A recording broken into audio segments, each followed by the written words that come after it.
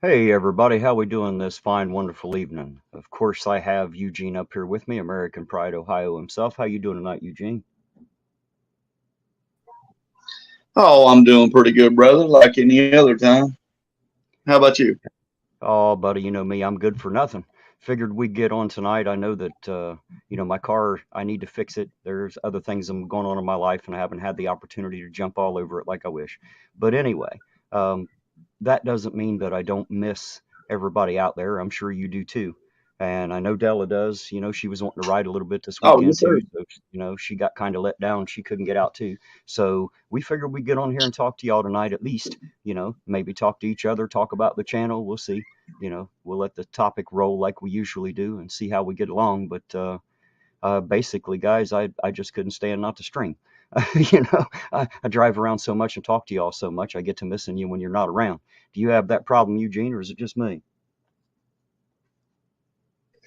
I have that same problem, brother. It's just like I said, when we're not out, and I'm growing so much on your chat, you're growing so much on me. I mean, just when we're not able to get out and do stuff,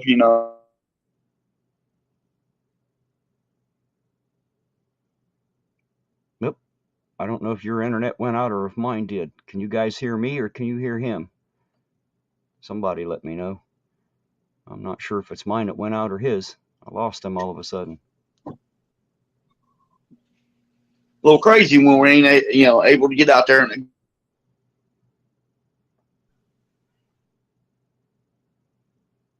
Okay, I don't know who's screwed up here.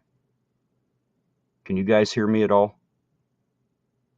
Can you guys hear me or can you not hear him? Oh, you can hear me. You can't hear him. Good. It's his that screwed up then and not mine. We're all right then. Making sure um, making sure it wasn't mine because I have that problem a lot. So for the moment, while we're trying to get his audio issues worked out, I want to say hello out there to everybody. Hello, KDD. I see Claiborne County Transparency, Dark Watch, Queen Bee. Um, I see Good Old Boy and Ville 187, Daisy, Fubar, Epiphanies, Saudi Meat Hook, Nakoti, Lynn Willow. Of course, we got Della Perry in the chat with us. I see Nightman's wife, Sammy Munchkin, Don. Hello, everybody. That's who I see for the moment. I'll call you out as I see y'all come in. I appreciate y'all being here. And basically, guys, tonight I wanted to make sure that y'all see at the top of the chat, I've pinned a link up there. That is a second channel of mine. Right now, there's only one of my old videos on it because I have so few subscribers, I can't even upload a very long video. YouTube has a lot of rules in place. I really want to get that channel up and running, so if you would, click on that and go over and subscribe. And we get them on there, I'll be able to start uploading videos there. And as soon as we're able to go live on that channel, that's what I really want to be able to do. But until then, I'll have some informative stuff coming out, and that's probably the channel that I'll reveal, some of that stuff on. So, anyway, guys, like I said, it's pinned to the top of the chat. All you have to do is go up there and hit the link. What do you think, APO? You think we can handle another channel? just my mic was down. Can you hear me now? I can hear you now, or at least for the Okay. moment. Right. Yeah, my mic was down, and I think another channel would be great. I mean, like we was talking about, once I get my subs up, so high, I'm gonna go ahead and do another channel as well. Well, it's never a bad idea. YouTube likes to come in and snatch channels away. I've seen it happen. I don't think that I normally cover anything they would, take me out for, but if they did, and I already have a second channel, it's going to be a whole lot easier to keep it going than it is if I tried to start from zero and no one knew where to find me. You know what I mean? So Right. anyway, that's the way I see it. Jason, hello back. He says hi, Terry and Eugene from Emily and Amy. So hello to Jason, Emily, and Amy. Hello, Jason, Emily, and Amy. I think I Mm, seen Katie D in the chat. She said hello as well.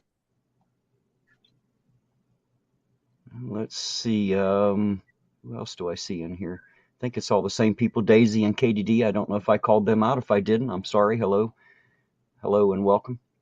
Um, might be a little boring tonight as we're not out driving through town. It's not going to be the same type of of an audit. You know, but what I was looking more for was just asking you guys what you thought of us. You know, you might as well take the time and audit us too. We're always ready to be uh, we're always ready to learn, or at least I am. I assume Eugene is too. Oh If there yeah. are pointers out there, if there's information you want to share, comments, suggestions, guys, this is your opportunity. It's a great night for it. Yeah, if you want to, Terry, go ahead and throw that link in the chat. I mean, they can come I on up. I will do that. I will throw the link out there. However, I'm not going to have like a whole screen full of people trying to talk, because what happens is there's too many conversations. So I'll bring one or two people on. We'll give them maybe 5 or 10 minutes, and have a little conversation. Let them ask what they want to ask or say what they want to say, and then we'll throw them, take them out and bring somebody else in. That way we can keep it moving, and everybody gets an opportunity, to speak if they wish. So that That link sounds is good to now me. that link is now out there in the chat, guys, if you want to hit that. Hello, John Clark. He says, hello, Ironton Auditor and Eugene from John and Sam. Say hello to John and Sam, Eugene. How you doing tonight, John and Sam? I hope all is well. And CJ Mobley is in here. There's Nakoti. Lisa.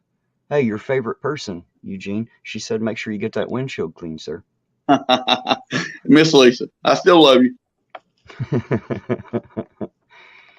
Epiphany said, what do you think about the Chinese spy balloon being shot down? I hadn't really spent 2 seconds thinking about it, to be honest. What difference does it make what I think about it? It could have happened. It could have happened. It maybe not. Who the fuck knows? I don't even know anymore with some of the shit they spent on the news, and what difference does it make? Are we surprised that another country would want to spy on us? Hell, we spy on everybody, don't we? We do. You know what I mean? So like, why are we bitching? I mean, it's going to happen. So anyway, I hadn't really spent too much time thinking about it. There is Crispus Atticus. Is that right? It's Crispy. Yeah, Crispus Atticus. What's up, brother? Crispus, how you doing tonight? Good, man. Good talking to you again. Always, always. Welcome, welcome.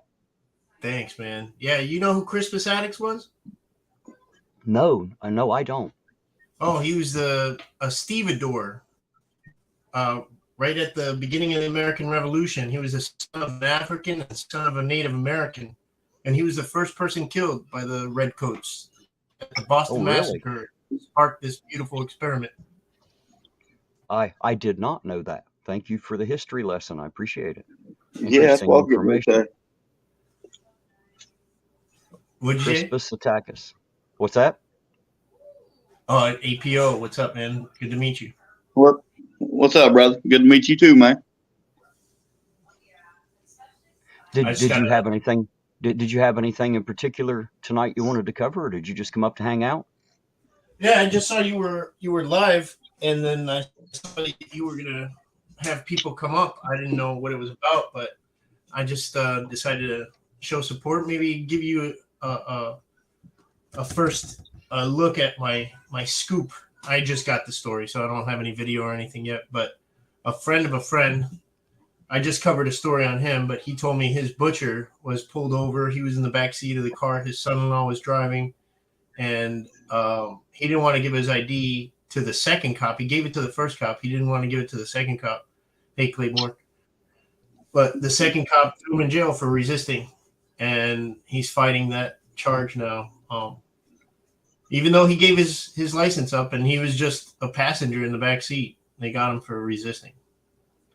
And what did he do to supposedly resist? Nothing?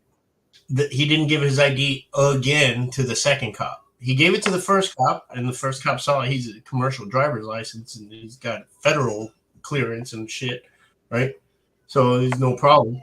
But since he didn't want to give it again, and there's body cam also, like when they pulled him out of the car, they threw him down on the ground, handcuffed him, they roughed him up, for no reason. He's not a criminal. He was thrown in jail, and yeah. All that over a license, huh? Yep. They let the original driver go, who was driving on a suspended license, and I think he had like drug paraphernalia and stuff, and they let him go because they were just blinded by the contempt of cop. Right. Yeah, apparently their egos were hurt when he didn't immediately comply. It sounds like somebody got a little angry about it. Yeah. Again, like we see every day in this. Well, it definitely happens. How's it going up in Ironton? Actually, Ironton, I don't really have those problems so much. Haven't really run across that. I can't say it's never happened. Obviously, people say that it have, that it has, and that it does. I can't be on every stop all the time, but the ones I'm on, there are some incidents here and there, and we're going to be covering some of that pretty soon. I'm going to be um, reviewing some of my own videos coming up. And, there's some things I want to point out. Who knows? Maybe we'll catch some other things we didn't catch before.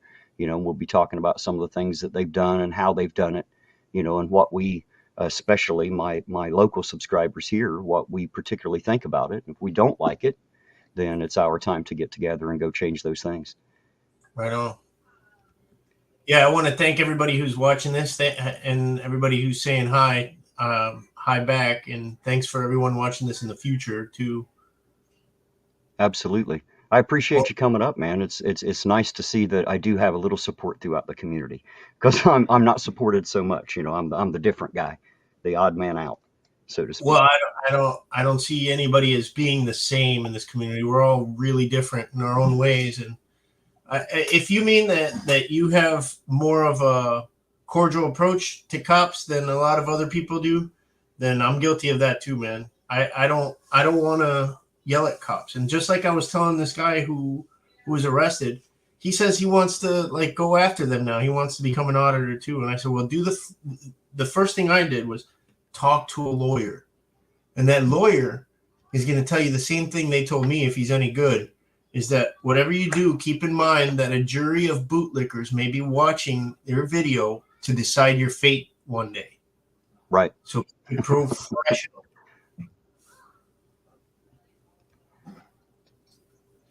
Well, I tell you, I've gotten a lot more flies attractive with honey, but I got a little bit lucky. The first person to run them up through this town was Mr. Jose de Castro himself, and because he's such a goober, he made me look really good. Yeah, I never heard of him. You don't know who Chili is? You are one up on the rest of us. I wish I didn't either. I know exactly who that guy is, but I really don't want to talk about him because. Oh, that's fine. You don't have to. I was just saying because of him, it made my situation better. I have only bad things to say about that guy, so I don't want to say him. That's fine. I'm not asking you to. I was just saying, compared to him, when I went out there, they were able to take a breath of fresh air. So yeah. Anyway, just in case you watch it now or in the future, it's like, dude, you compounded a grieving mother's grief with your bullshit, and that sucks. You suck for that, dude. That's all I got to say to that. Right. Well, he's done that to more than one grieving mother is the problem. That's happened to a few now across the country thanks to him. But anyway, I don't really want to have a stream about him. I don't want to give him the time of day. Right on. But I do love having you here. While I've got you here, do you mind if I probe your brain a little bit? Yeah, questions, comments, agreements, disagreements, always welcome. Well, I don't really have any disagreements, but I do have some questions if you wouldn't mind. Yep, shoot. First of all, tell us, you are also an auditor. So, my crew for the most part is most of them are what you might consider anti-auditor. We do have a few auditors here. We have people that hate them. We have people that love cops. We even have a few cops on my channel. Most people get along okay while they're here, but we don't really get the chance to talk to other auditors so much. So while I've got you here, I wanted to talk about auditing and you in particular. Tell us about you when you audit. What do you do? How do you do it? Well, the word auditor is just a moniker that has been thrown around here, but I really consider myself a gonzo journalist, which means that I'm not, gonzo journalist without all the drugs. It means that I'm not objective. And sometimes I can't be because the cop put handcuffs on me. So I'm part of the story at that point. Right. And I just tell the story. And something I have to say to everybody who is looking at what we do, even if you're looking at, the entire community as the same, ask yourself, do you like corruption? Are you okay with corruption? No, right? That's what all of us are looking for. We're just looking for corrupt people. And it's not just cops. There are judges and lawyers acting in antitrust against us. And Anybody who can't answer that, like, ask yourself, is this country running smoothly? You know, if you can't answer that honestly, you know, and realize why we're doing this, then you've pinned your hopes on a fantasy and it's an illusion. So you got to snap out of it and understand that there are some ways to handle fixing our government. Violence is not the way to go. Threatening Right. to storm a building is not the way to go. I think having a camera and exposing it to the world is the best way to do it. I agree completely. I agree completely. So what got you to where you are? What made you decide to become the auditor, or what? How did you put it? Gonzo journalist or citizen Gonzo journalist. journalist. Yeah. Well, What? it was a number of things. Like, I just started watching videos after a friend sent me a video. He said, "Man, you'd be good at this." I was like, "What are you talking about?" I've known him for about 15, almost 20 years now. And he and his father just said that, you know, this is right up my alley. I started watching the videos for like 6 months, and I had read in December of 2018 an article in the Miami Herald about how a certain famous person who has a list of names, uh, who supposedly got suicided in jail. I just won't say the name. I don't want to mess up your channel. I read how they got a sweetheart deal, and how corrupt the system is by letting a monster like that, you know, have a sweetheart deal where you only had to show up to jail on the weekends or whatever. And I remembered some girls that lived in my neighborhood would tell me about how they'd have to go to, you know, Palm Beach and sleep with some old man, but they got $200 out of it. And they were part of that FBI investigation that was called off. They were made to be, you know, prostitutes instead of victims that they were. And I was living in the number 3 county in the United States. I've since moved, but number 3 county in human trafficking in the United States was Pinellas County. It's pretty bad there. And we had the Super Bowl recently during the other thing that I can't say the name of, you know, Tampa Bay at home, that Super Bowl. That just spiked the human trafficking like it always does. Wherever the Super Bowl goes, there's always human trafficking spiking there. It's the biggest problem on our planet, not just in our country. So I just watched these videos. I had that article tearing a knot in my stomach. And then I watched Rogue Nation. I don't know if you ever watched Rogue Nation, but he went to a youth detention center. We have 1 in 4 of the world's prisoners right here in the land of the free. People in cages all over the planet. We have 25% of them here in the United States. More than China, more than Russia. And a lot of them are kids, man. We're just throwing kids in jail now. Like, I know there's some rotten kids out there, but you think that jail is going to fix that? No. The hard, difficult answer is good parenting. That's going to take generations. We're not going to fix it overnight. But the solution is not throwing our kids into prison where sometimes they get forgotten or they don't have family or friends or visitors. And then that kid disappears. You think that this corrupt government is beyond what a Catholic church can do? No. There are kids getting trafficked right out of our institutions. A lot of them in those ICE border detention cells that are privatized now, they're getting bought and sold, man. There are not dozens, not hundreds, but over 5,000 sexual abuse allegations in those ICE detention centers. And Dozier School for Boys is a perfect example. It opened up in 1900 in the northern part of Florida and closed in 2011. But for the last 40 years, they were beating, raping, and murdering young boys. And they found a whole bunch of graves, like 80-something graves. And in 2019, when I started, they found 20-something more graves around this closed facility. And we didn't know that happened because we didn't look. And no, we're not going to catch somebody in the act, but we are going to make them think twice about doing it that day when we show up to audit. You know, we say audit is when you go into a building and you ask for stuff and information, and cop watching is when you're watching cops on the traffic stop. And I think there's a need for both from everybody. So that was my short answer. Well Well, said. I would agree with you.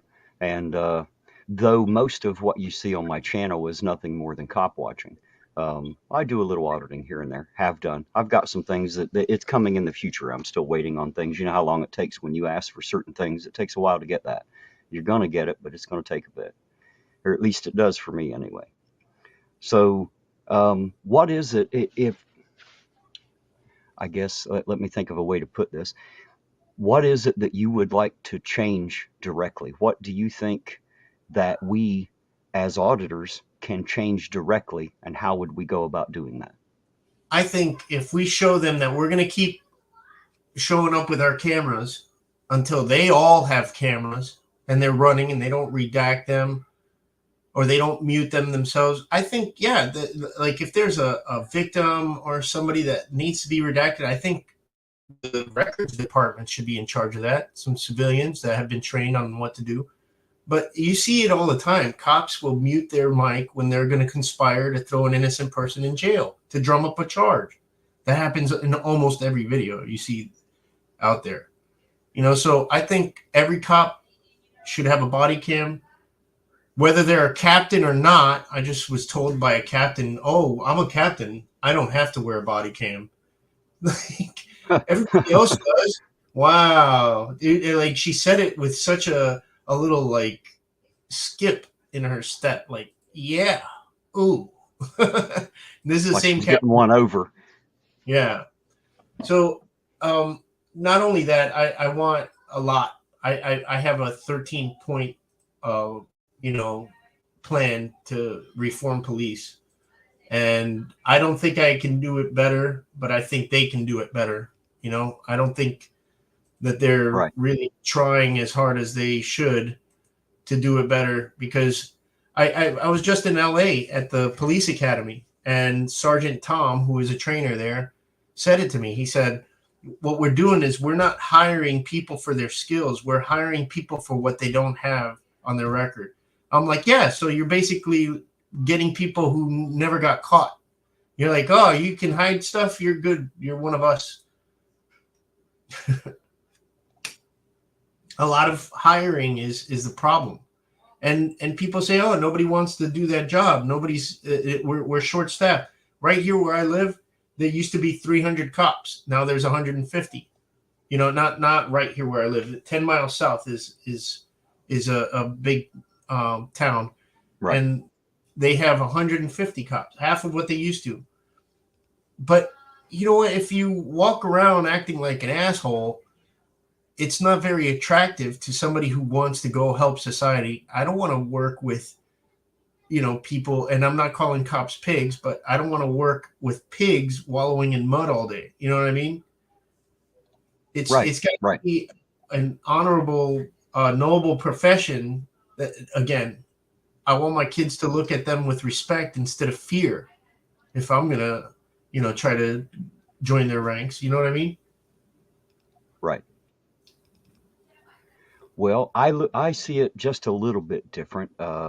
My approach is more, the cop watching has just given me an opportunity to grow a group, and it's only been in recent months that local people have started to jump on a little bit. And I believe that if we can get the town, it's a small town. I'm lucky. It's not like I'm working in a, you know, a huge place with millions of people. You know, it's a small town of less than 11,000 people. You've got maybe 15 on staff Ironton Police Department, you know, I'm officers, trying and to so interrupt. it's Can you very. get body cams there? I'm sorry. Can you get body cams there on request? Because Yes. okay, because I think it was Orange Cones said you can't get it in some places. You're absolutely right. In Alabama, you can't get any records unless you have a lawyer asking for them. the transparency is key. We have to be able Right. to look when a cop does something to you. You should be able to go to the police station, and if they don't want to give you, a complaint form so you can file a complaint against them, they should give you that cop's record so you can see who he is. You can investigate. You can tell your local news, look at this guy. He's done this in the past. This guy shouldn't be a cop on our streets. So bad cops are the people who we're looking for, Right.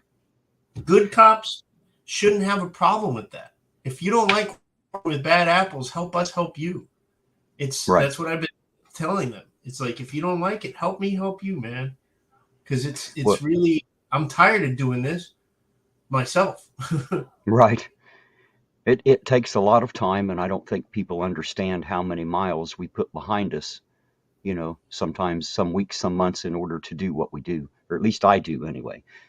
I travel a long way to do a little bit, but I am hopeful that our growing group, because we are a small town, and I'm pretty sure that we all want pretty much the same thing. I want to be able to, as you know as well as I do, government's rotten from the bottom all the way to the top. It doesn't matter if you're talking about local, county, state, federal. It's all not necessarily for the good of the people. It's supposed to be, but we all know that it's kind of designed against us a bit. Uh, we're never going to be able to live without government, and I doubt if we're ever going to get rid of cops in any way, shape, or form. I don't think that's a reality, even if we wanted to. So what I would like to do is have a group that is able to influence city government, because of the size of it, and if not, we'll change the city government, but that we'll do that by vote them in. But anyway, um, to have them on our side, to make Yeah, sure that we can set up and I don't want to be on it, and I don't know how to qualify for it. I'm sure there's smarter people than me, but there definitely needs to be a oversight, a that's civilian oversight group who oversees not only the police department, but the city itself. You know what I mean? my plan. The people from the city. Hear me out. This is my 13-point plan. Number one, end broken windows policing. If you know what that is, if it's just where they bust people on every little thing like jaywalking, just to let people know who's in charge, and Right. it's necessary in certain situations to, like, cool down a hot neighborhood, but not as a continuing, ongoing presence of fear type of shit. You know what I mean? It should be like, hey, settle down. That's it. That's broken windows policing. So we need to end that. That was good for Giuliani in Times Square back in the 80s and 90s, but not anymore. It's got to be changed. Number two, community oversight boards, what you were just talking about. A panel of, like, blue ribbon citizens, people who are from all parts of the community, Right. not just, bootlickers at the yacht club that want their stuff protected by their lackeys, because that's what we see. And that's actually what policing was started as. We do need police. We do need sheriffs. And the difference is a sheriff is elected. A police chief is appointed by the mayor, who's elected. The police chief and the police department is there to protect the businesses in town. The sheriff and his deputies are to protect all the people around their homesteads around the town, in like the basic structure of how it's supposed to run in most counties in the United States, right? Right. Right. So, number three, limit use of force. Use of force has gotten out of control. It has really gotten out of control. That 13-year-old kid, no, that's pain compliance when I'm smashing his face into the concrete 10 times. I wish I was making that up, dude. Number four, independently investigate and prosecute cops who commit crimes. Don't just cover for them with internal affairs, right? Right. Independently, not with internal affairs, independently investigate them and prosecute them. In 28 years, the district attorney in South Florida, Catherine Fernandez-Rundle, has not prosecuted a cop until, actually, I think last year, some Miami Beach cops who were caught blatantly jumping on a guy, like gang jumping him, they finally prosecuted those cops. but they boiled a man alive in jail, and they got away with that. So that needs to start happening because it never happens. Number 5, community representation. Not just the board that is on oversight, but other people need to be able to have their voices and say, hey, that person in the oversight is not doing a good job. You Right. understand? So accountability all around. Number 6, body cameras and recording police training, like letting us do our job without them having to mess up their job. That should be part of their training. Like where I live, in the small town where I live, north of that big town, the small town chief put a memo out in 2020 telling him, hey, if these guys are somewhere anybody's allowed to be, don't bother them. If they're on a sidewalk, if they're somewhere they're not supposed to be, then you can go and let them know they can't record there.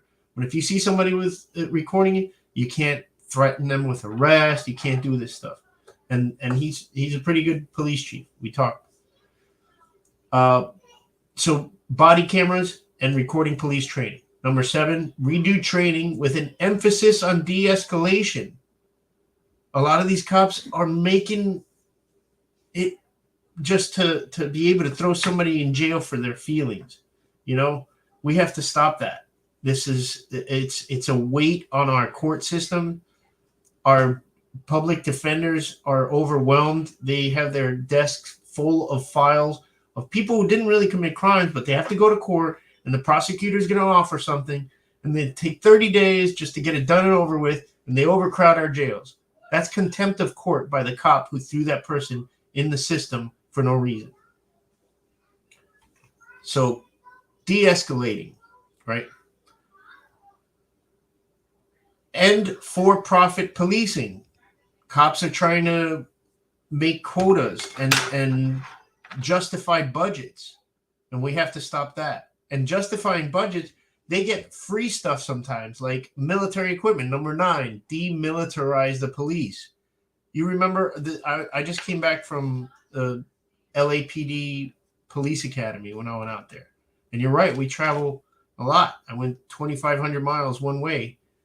And Sergeant Tom, the trainer there, like I was saying, he knows that they hire people not for what they can do, but what they can get away with. I asked him, didn't you guys patent SWAT? You started it here. Did you put a copyright on it? Because everybody's SWAT now. I just watched a video where the dog catcher showed up to somebody's house with full tactical gear, like they're going to Afghanistan. This is a dog catcher. That's not necessary. So we need to demilitarize the police. Number 10, I'm not in any illusion that we have to pin our hopes on facts and reality, because we can't get rid of police unions. So number 10, fair police union contracts. They have to be fair. Number 11, end the war on drugs, legalize it and tax it. Number 12, free all nonviolent drug offenders. And number 13, end qualified immunity, which started, I don't know if you guys know, in 1967, because 1964, the Civil Rights Act happened, right? But Right. some police down south were still enforcing segregation laws. So they arrested this guy named Pearson, I believe. Lieutenant Ray arrested a guy named Pearson in 1967, and they convicted him. So he appealed it and went all the way to the Supreme Court. And the Supreme Court said, all right, fine. You're not guilty of hanging out in front of a white place because you're black. But the cops from now on have qualified immunity. We need to end that, because that's how it started, was to protect dirty cops enforcing dirty laws. And actually, when they weren't even laws anymore.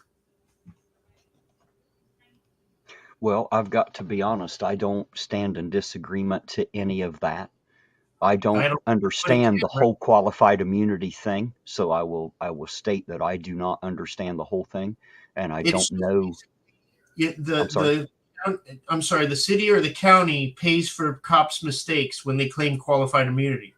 Right. I know what it is and how it works. I as far as the history of it and what effect it would have to remove it, I assume that would mean that the officer would be able to be sued personally rather than the city or the county taxpayers having to foot the bill. Is that correct? Well, he still can. It's just the burden is on the people to prove that the cop should have known better. You know, Right. we're giving them our tax money to be the best of us and uphold the laws that we're supposed to follow, that they're supposed to enforce. And when they don't do themselves, since qualified immunity started, the burden is on us to show the courts that they should have known better. I'm Right. sorry, Bo. But yeah, that's it's messed up because I am currently suing a cop and he claimed qualified immunity and the judge said he's not shielded by qualified immunity. So I stripped him of his qualified immunity because he should have known better. He should have known you can't just tell somebody stand over there just because I want you to. Unless you're a criminal, you don't have authority over me. Right. And it's the other way around. I don't throw my authority over you around. People think I do. Like, give me your name and badge number. I don't do that until they contact me or just for the record. And I do it in a nice, polite way. The ones who have a problem are the ones we got to get rid of. I think a lot of people out there mistake that because they see me do it a certain way, they think that all other this term auditor has gone so far to mean one particular group of people, and I think it's sad because we're all different and do different stuff. But unfortunately, most people think that the reason you were told to stand over there is because you run up and got in the car while they were searching it and shit. You know what I mean? They don't understand that you don't necessarily have to try to put yourself in the position. Some of these guys, the cops are on the offensive, not the auditors. Of course, that puts the auditor on the defensive, and he has no choice, or he has to follow unlawful commands by an asshole who just wants to show his badge off and be an asshole because he thinks he's a cop and he wants you to get back. Whether, I can understand why. If it's a safety issue, I could understand. Like if you're standing right up on them, yeah, maybe that's a good idea on a traffic stop or a burglary call. I don't know, where everybody's at on it, but I can tell you that not every situation is because the auditor did something wrong. So Right. I just want to throw that out. Just funny you just said that. I had a cop watch out in California in Bakersfield. Motorcycle cop pulled over a Mustang with this girl in it, and I walked up and he was like, "Hey, step back." I was actually pretty far back and I stepped away, and then San Joaquin was there also, and he was a little bit closer than I was, and the cop kept on turning his attention to us, telling us to step back. And I told him, "Hey, look, sir, we're not, we mean you no harm. Like, game's out there. Stay focused. Turn around. You finish your stop and just act like we're not here. We're not going to do anything. And even if we did do anything, there's plenty of room for you to react if you're any good, So, but we mean you no harm." And right when I was telling him that, and he was turned to me, a kid rode his bike right in between the motorcycle and the Mustang, popping a wheelie, doing a handlebar spin. It was beautiful. It was like right out of a movie. Like, I'm saying, "Hey, stay focused. Game's out there."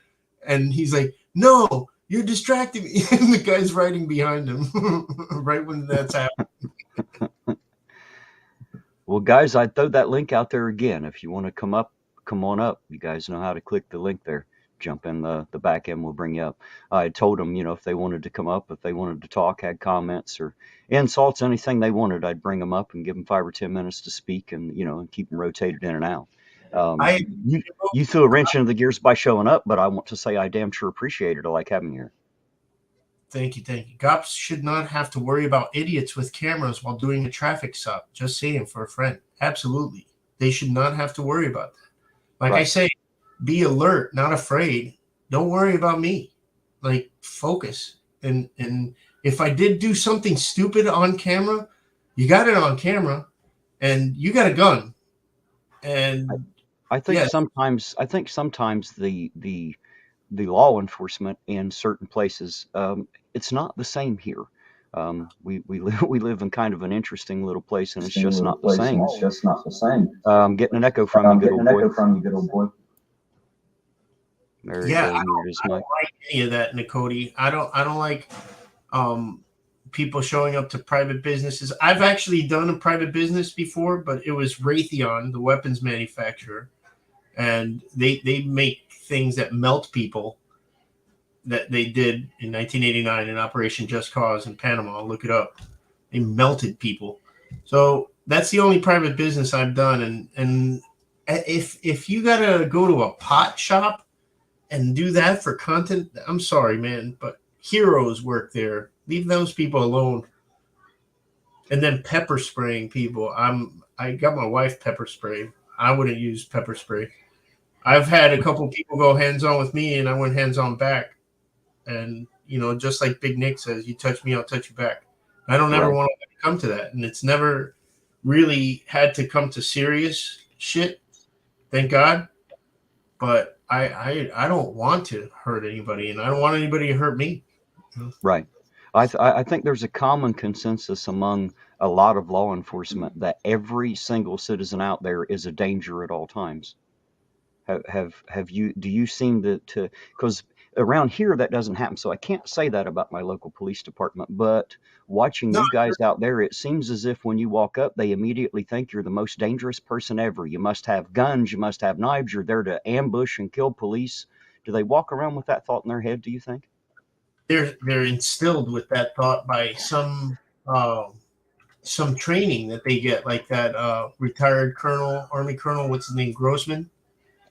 He goes around telling people, you got to go home alive. Even if it's a little grandma or a little kid, they could pull a gun out on you. So shoot them first. Even if they didn't have one, you just fiddle the paperwork and you'll be fine. That shit happens all the time, and nobody can deny that. People do have that mentality, and then that shit does happen, and they do doctor the paperwork, especially if it's somebody without a voice, like a homeless person.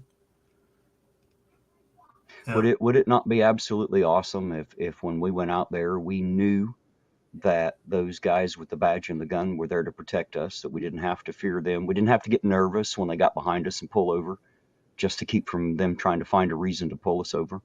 I know I do that. If they're following me, I'll pull over. I'll take a turn. I'll do anything. I don't want them to follow me too long. Who does? And it shouldn't be that way. We should never be nervous. I was taught when I was a little kid, they're the good guys. If you have a problem, you go to the police, right? That's what I was always taught. They should keep the peace. I don't think protecting is something that has already been ruled. That's not their job. And I agree. I think we should be able to protect ourselves. We all should be able to protect ourselves, and cops should be able to control themselves to just keep the peace. And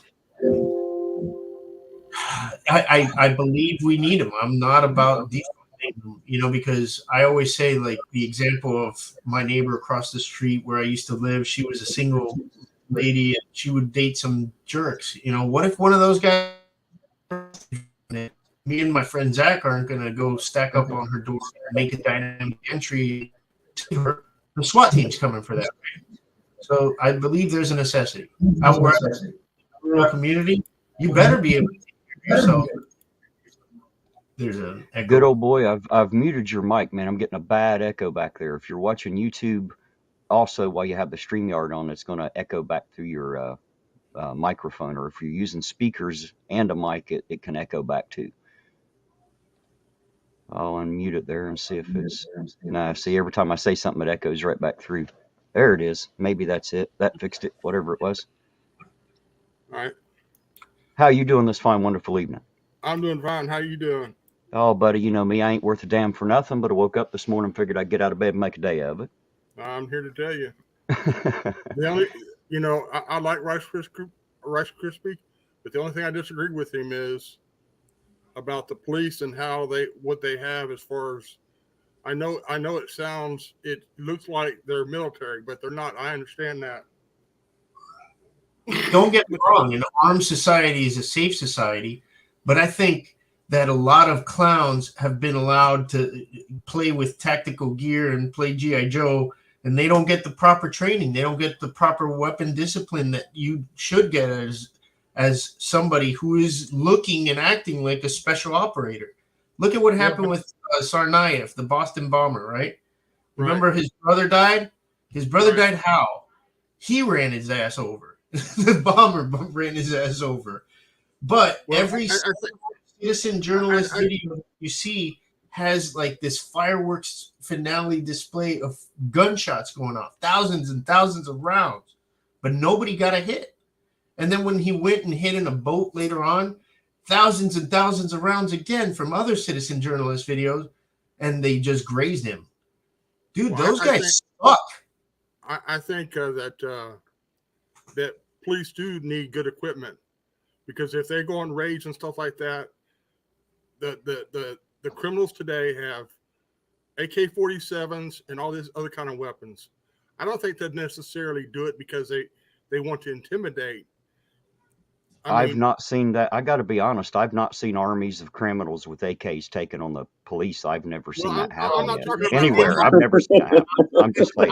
I haven't seen that. Armies. I'm talking about when they go in and they raid a bank robbery in Los Angeles that started it all. There was a bank robbery where these guys suited up and they had tactical gear, and they had the cops outgunned so much that the cops decided to beef everything up since then. And I understand that.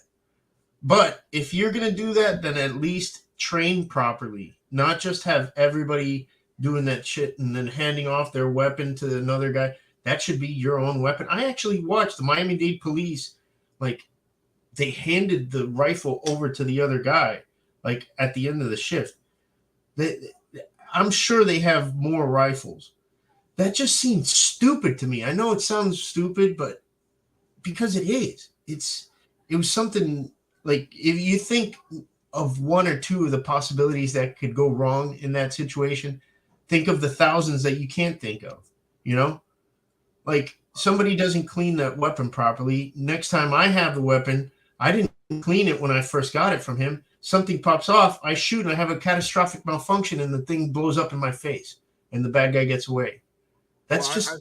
I think that I forget what I was going to say, but I think there's too much hate going on with cops against auditors and cop watchers. I think a lot of auditors and cop watchers make a decision to go do that, and that's great. But don't be disrespectful, only if they are disrespectful with you. I've seen auditors, and I've watched a lot of videos. I've seen auditors get out of a car and start cussing the cops out for no reason. And I don't think that's right. And another thing is that something that's been on my chest for a long time. I believe, and in my opinion, I think the auditor and cop watch community is a clique. Because if you go into any other rooms, they won't talk to you if you're not associated with them in some way or another. Well, I'm gonna let them know that you're okay now to talk to you. Well,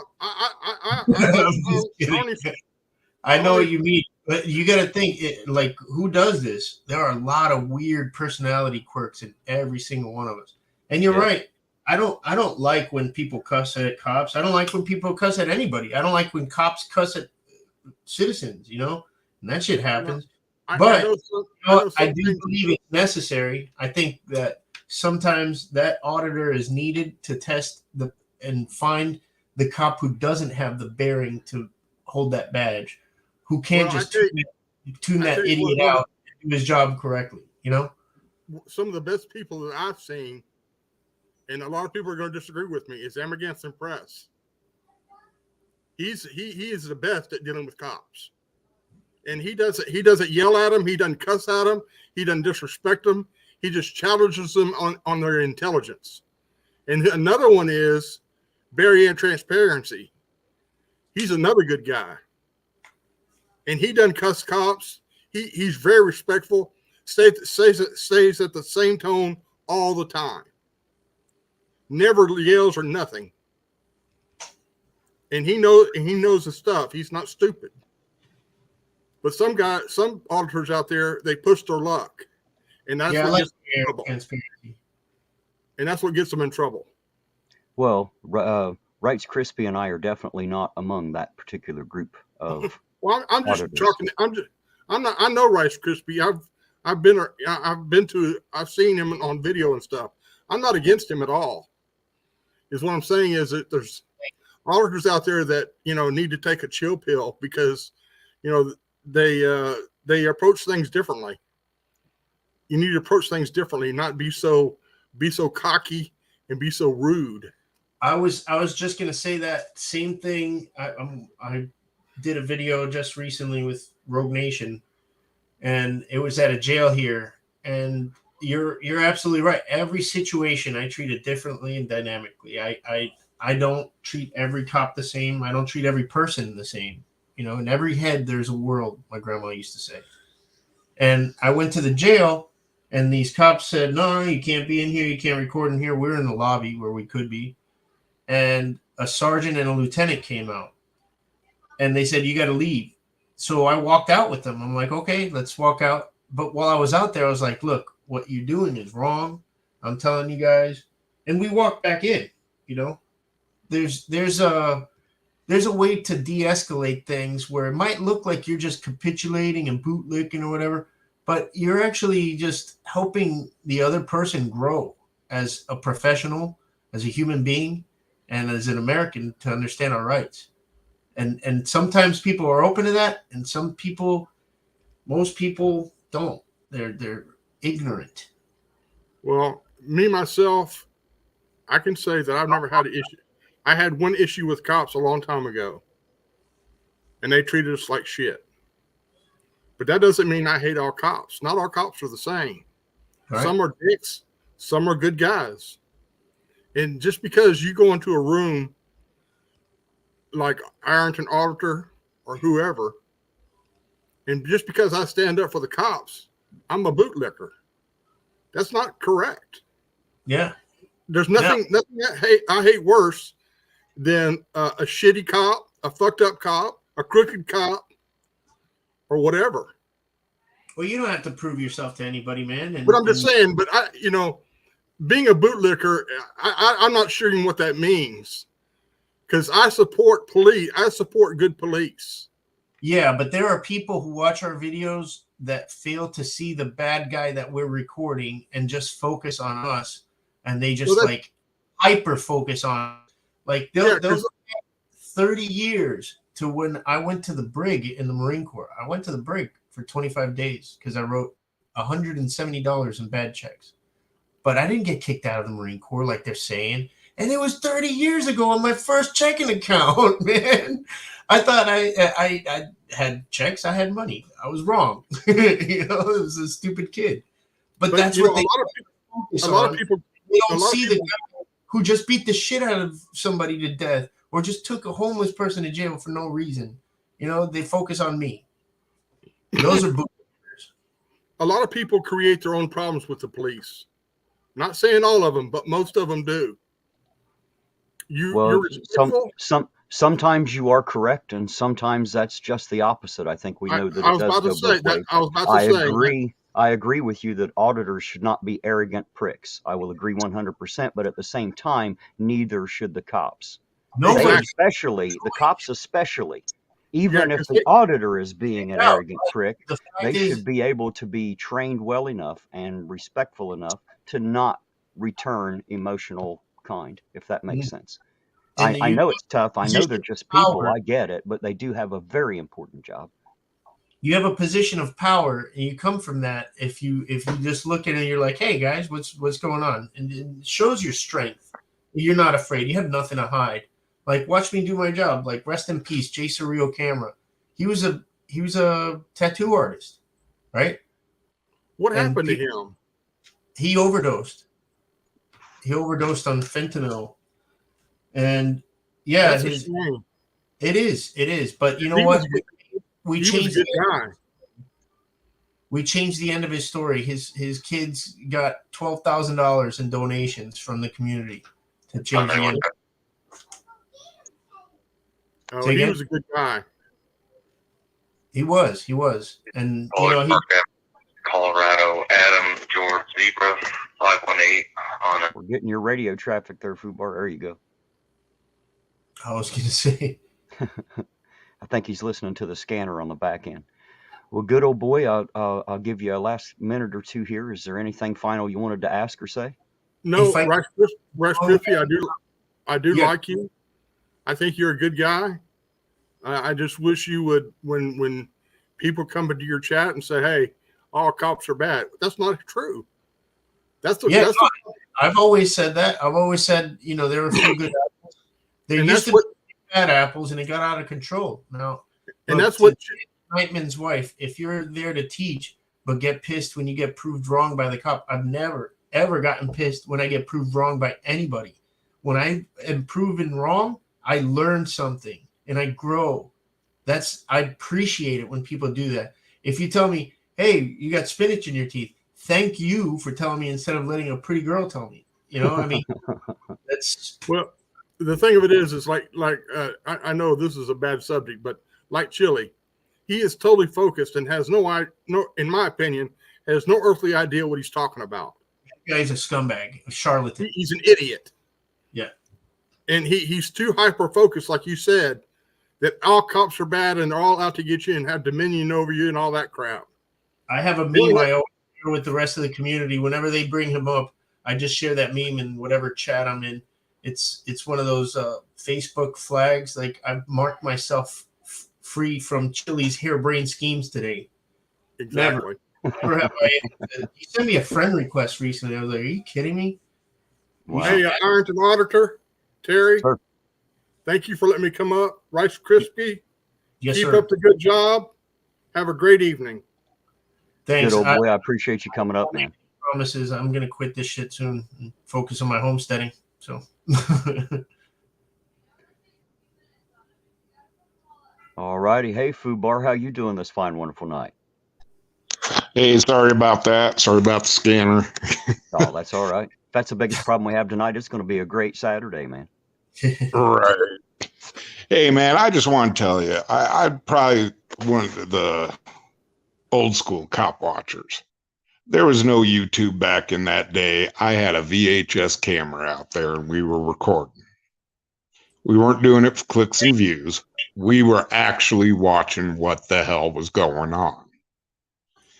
These days, these auditors, all they want is clicks and views. They're getting in the way of investigations. And they're here, "Well, you don't have police tape up." Well, damn it. A lot of times they don't have time to put up police tape. You may have this gentleman inside this car. When an auditor rolls up, these auditors have no idea why or who is in that car. They could have an armed assailant in that car, and you're jumping in the way. The cop tells you to get back. Then dang it, get back. If that guy comes out of that car firing, you're in the way. You're in the line of fire. That cop is trying to protect you. That's a good cop. Now, if that cop drags some dude out of the vehicle and starts kicking the shit out of him while he's in cuffs, then I got a problem with that. What if in between there's that cop that just get back, and then he opens his working gloves where he stashes the little thing and drops it on the floorboard, and we can't see it. Well, like I said, there's always going to be bad cops. Okay. I know that. Everybody knows that. And I've got stories that I can tell you about some bad cops. And I could tell you stories, but the stories of what you just, the scenario that you produce of like a bad guy getting the drop on a cop because he's distracted by a cop watcher has never happened. Yes and no. It has happened. It's just not on tape. Oh. Well, then it doesn't fill the criteria for what I said that's never happened. A cop watcher would be recorded, so it would be on tape. So that's never happened. Not if the cop watcher deleted his footage. That's true. He was like, "Oh shit, I just got that cop killed and this guy got away and they escaped." Yeah, that's true. And I watched an auditor just not too long ago. Oh my gosh, out of Minnesota. He heard on the scanner that these guys were after two men in a truck that bailed after murdering somebody. Well, Live on Patrol happened to give away the location of where they thought these two men were at. This auditor and his buddy decided they're going to park straight across from this damn house where these two men were hiding out. And then they were sitting there live on YouTube stating, yeah, the suspects are in that house. While the St. Paul Police Department were trying to get together to raid the house. These guys completely blew it up. One of the officers had to come by, get behind these guys, and chase them the hell out of there while he's yelling and screaming at the cops and said, "You got two murderers in that house over there. Why are you bothering us?" Those two gave the two murderers time to escape. They were in a crime scene. So the auditors assisted the escape of the two murderers from. I'm not arguing with you. I don't know this situation, so I'm not taking a stance in opposition. I'm just trying to clarify, like what the beef is. These guys compromised the raid that the cops were doing because they overheard it on video chatter or something. They overheard it on the scanners. Oh. And then in St. Paul, there is the sheriff's department has got a channel called Live on Patrol. Mm-hmm. Unfortunately, Live on Patrol happened to pass by the house that two murderers were in. That was enough to give these auditors a good idea of where to go. And sit there. It wasn't Live on Patrol that compromised. It was the auditors. Fuck you. No, Live on Patrol. They drove by. There's sheriff's department. That's my reaction now. When I didn't really mean fuck you. I just heard a comedian say that to this lady who was saying, "You shouldn't buy dogs. You should rescue them." And he says, "How many dogs do you have?" She says, "I only have one." I thought you said you were gonna say you had 10 dogs. Somebody help me here. You only have one? Right. Fuck you. And that's what no. But what happened is Live on Patrol passed by the house and accidentally let it go out live on the air, their sheriff's department. Yeah. And let it go out live on the air that suspects were in that house. Yeah. And of course, the auditors picked up on that and decided to park right across the street from that house, into which the two suspects saw them. And then, of course, when a squad car showed up trying to get these two auditors out of the crime scene, these were armed, more than likely armed men, trying to get these guys out of the crime scene. They started yelling and screaming at the top of their lungs about the cops shouldn't be worrying about them, that the cops should be worrying about the two suspects in the house. That completely blew the entire raid. Well, did the cops arrest the auditors? No. Okay, so then they didn't do anything wrong, man. If the cops really, like, you can't blame them. If a kid yells "hooty hoo," the cops are coming to do a drug raid on a thing, that kid can get charged with obstruction of justice. And that's something that a lot of people mistake in our community. They're like, "Oh, obstruction is a physical act. Obstruction is a physical act." Well, if the kid yells out "hooty hoo," that is actually case law. That is obstruction of justice just by sounding an alarm. So, well, I'll give you the auditors channel. It's Minnesota News Now, and busted for like trying to tase a girl to do something to him or something. Something like that, but he ended up getting his truck towed and all this other stuff. But it was him and his buddy that completely blew this raid. No, Well, I understand. did they completely blow the rate, or see, now I guess it's an interesting question, and it's a matter of perspective and how you look at it. I Yeah, understand what you're saying, and I understand that maybe this makes this a good cop because he was more concerned about them getting hurt than he was apprehending the armed suspects. and I understand. On the other hand, Blame when Minnesota. he shows up, um, if they're in their car and you've got armed people, to me it seems like if you're the only one there, your first thing to do is to make sure that keeping your eyes on the armed people, not the civilians. Their job isn't necessarily to protect us in those situations, though I do agree they should if they can. I'm just saying that's kind of a toss-up situation where it's hard to decide. What I don't necessarily blame them, but I do agree that maybe they put themselves in a position that they probably shouldn't have. Maybe if they had Right. it to do over again, they know that now and may not, but They, they could have filmed from halfway down the street. I know it well, sounds crazy, salty meat hook, but they did. There's this thing called the active denial system that is used for crowd control now. But when it first came out, like when the Apache helicopter and the Hummer and the B-2 stealth bomber were used for the first time ever in Operation Just Cause, they also came out with this big giant radar dish looking thing that they now call the active denial system. But back then, this thing would send microwaves out to a crowd of people and fucking melt them. I'm not making that shit up. You can see it. There's an Academy Award-winning documentary about it. Called The Panama Deception, won the Academy Award in the 90s. So you look it up and see it for yourself. The United States has just been like, oh, damn, we can't do that ever again. And now they turned it down. They turned the dial down to where it just makes your skin get really hot and you have to get out of its rate. So it's a crowd control device now. So that's Okay,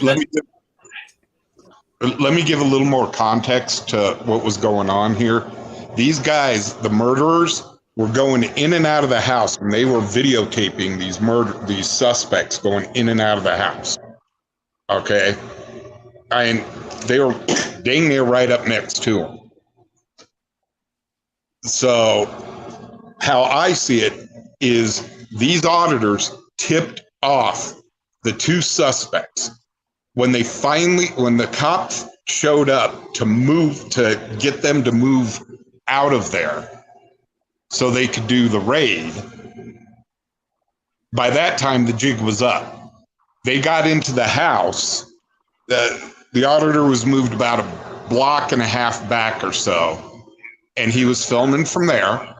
And when they got into the house where the two suspects were and verified were at, the suspects were gone. So, in my opinion, directly, those guys tipped off the suspects. So, in reprehense, they committed a crime, in my eyes, by abetting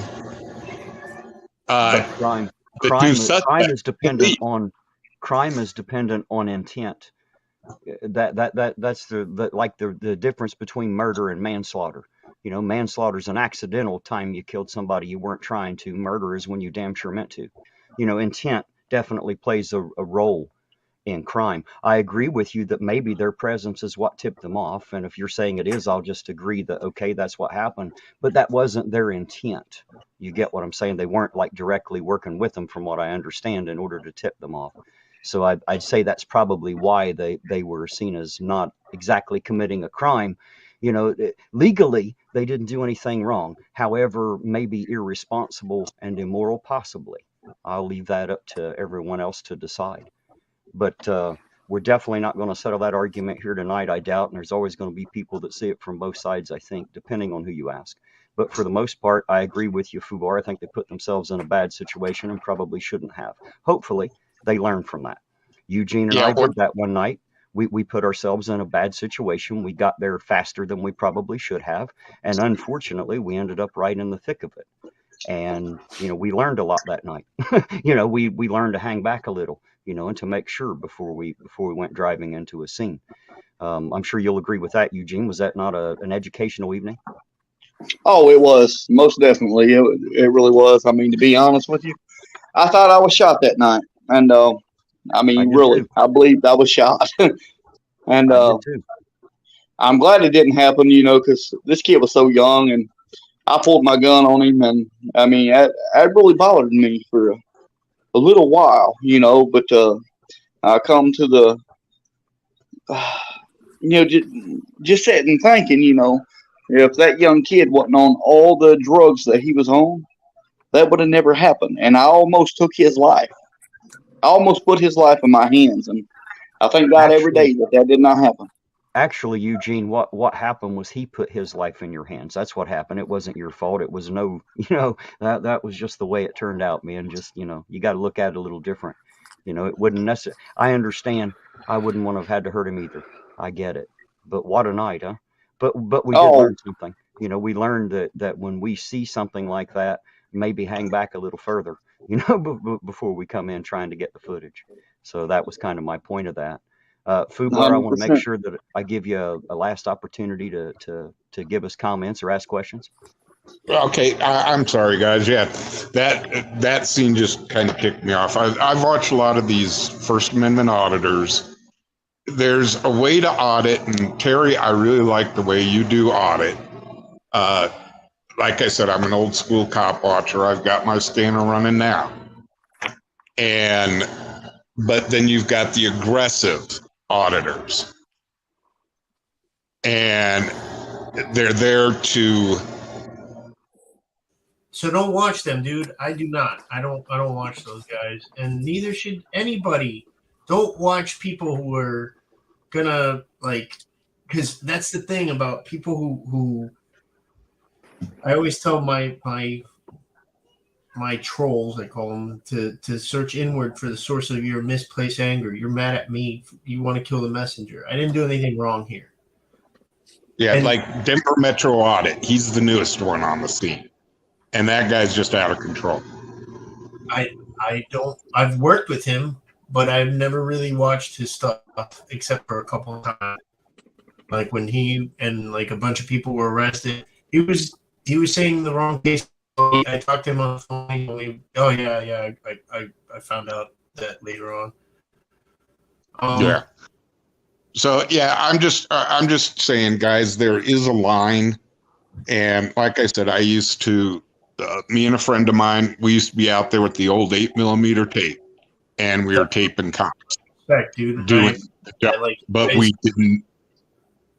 We obeyed their commands, but we were still zeroed in on what was going on. I obey commands, but I have a failure to obey unlawful commands. I can't help that. Hey, and let me just address the salty meat hook. I'm willing to, learn more about stuff if I'm wrong. It's just what I've seen from videos. If you worked in it and you know that it's not capable of doing that, I'm willing to learn how it's not capable of doing that, because the stuff that I saw, it was like horrific stuff that happened in 1989. Over 4,000 people were. There were favelas at the bottom of the hill in Panama City that were just burned down because they would have been a logistical nightmare to clear out. What's up, Joe Cool? But no, MRI doesn't scare me. I'm just, try to keep an open mind. You worked on that stuff, but did they compartmentalize knowledge of things, or do you know the full capability of it for sure, 100%? You know what it's all capable of.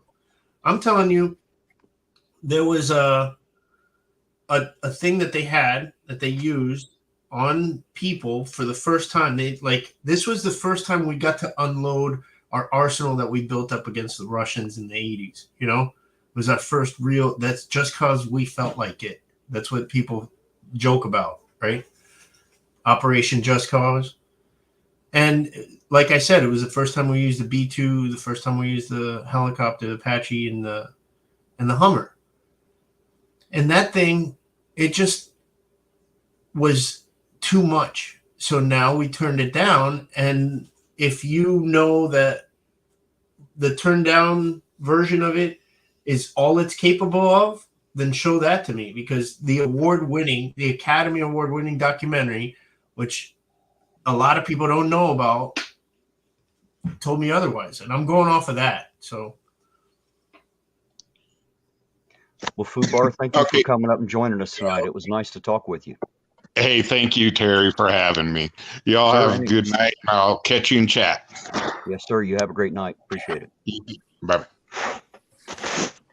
And hello, Debos Nation. How are you this fine, wonderful night, sir? What's this, last call?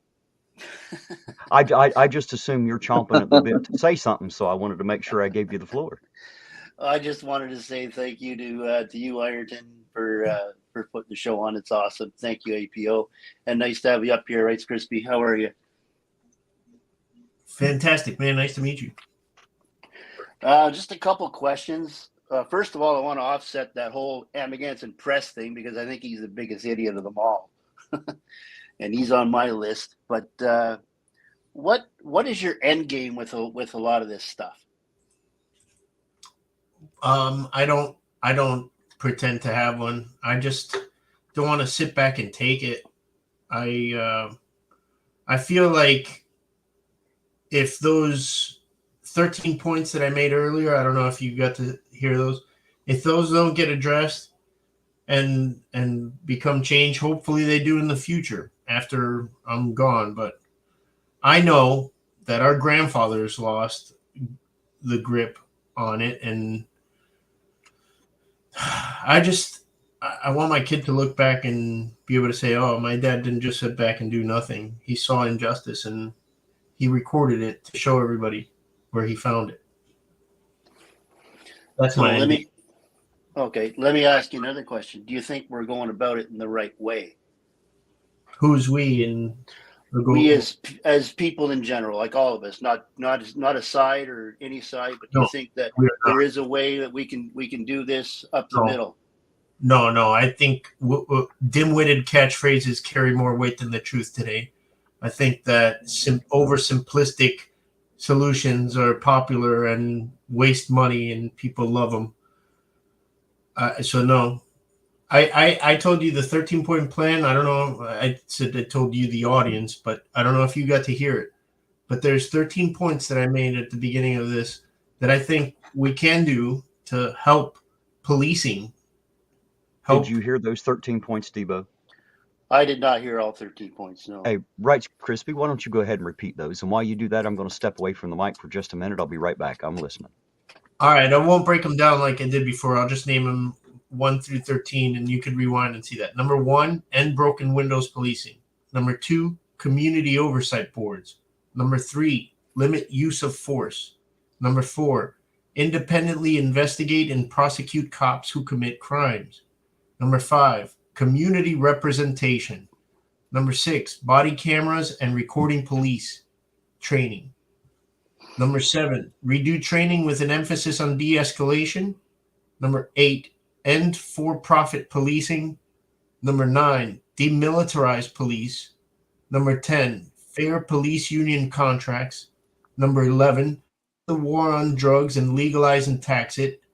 Number 12, free all non-violent drug offenders. Number 13, end qualified immunity. Yeah, that's fair enough. I can agree with most of those terms, but help me where you have into questions, comment. Help me fine tune them. I'm open for questions, comments, agreements, and disagreements. Yeah. When you say limit use of force, what, like, I know with everything that's going on in the last week or so, it's ramped up. But can you elaborate a little bit on that? Well, limit the use of force. I think a lot of pain compliance and training that has been allowed has been misused, and it's been excused as pain compliance. And that is allowed. There's a lot of people who are abusing it. Like, for example, there was a young kid, he was 10 or 11 years old, and a cop got on top of him and smashed his face into the concrete several times. and they were told, oh, he was just using pain compliance. So that's not right. That stuff needs to stop, and it happens. If you deny it, that's part of the problem too. It happens. People are stupid, and people make stupid mistakes. We need to make those corrective behaviors if we want to wear a badge and a gun and be the best of society, right? Yeah, and I'm not denying it. I do agree that that stuff does happen. There are bad pits in every job, but there's also a lot of good points that people don't really advertise that much. I remember back there was a police officer who the last thing he ever did was buy a kid a McDonald's lunch, and because he didn't have any money, and then that police officer went right out and got killed by somebody who was just outside of the restaurant. And that kid has grown up today saying that thank you for that police officer, and he's now grown up to be a good kid. But I'm just saying that there are a lot of bad stories. There's also a lot of good stories, heartfelt stories that people don't understand either, and that we also got to build on that stuff. And I do agree there's a big problem with use of force, but yeah, it's kind of an emotional subject, but I do agree with you on a lot of issues tonight, and I thank you for the time that you have here tonight. Thank you. Thank you. No, and I understand what you're saying too. And I can't be the PR guy for the police, though, man. I will show when stars shine by chance. I'm looking for them to shine. I hope that shows up, but I'm not going to go and say, hey, what actually, yeah, I've actually done that. I've gotten cops to say, who did you save? And they told me, and I put it on one of my most recent videos. Yeah. I do show that. I am fair. I show both sides, but I don't want a cop to come on my channel, or police chief or former police chief to come on my channel and do platitudes and talk about, oh yeah, we're trying to get people to understand, blah, blah, blah. Bullshit. I want to talk to the guy who's going to talk real. Send out your toughest guy. I want to hear his concerns. I think we should bring back the chokehold. You know what? That makes sense. Maybe train everybody in Brazilian jiu-jitsu, where you could take good control over somebody and not hurt them. But if you pull out that fucking baton and crack their bones and shit, they're going to be in jail, and you're going to look bad, man. And you crack their skull and kill them.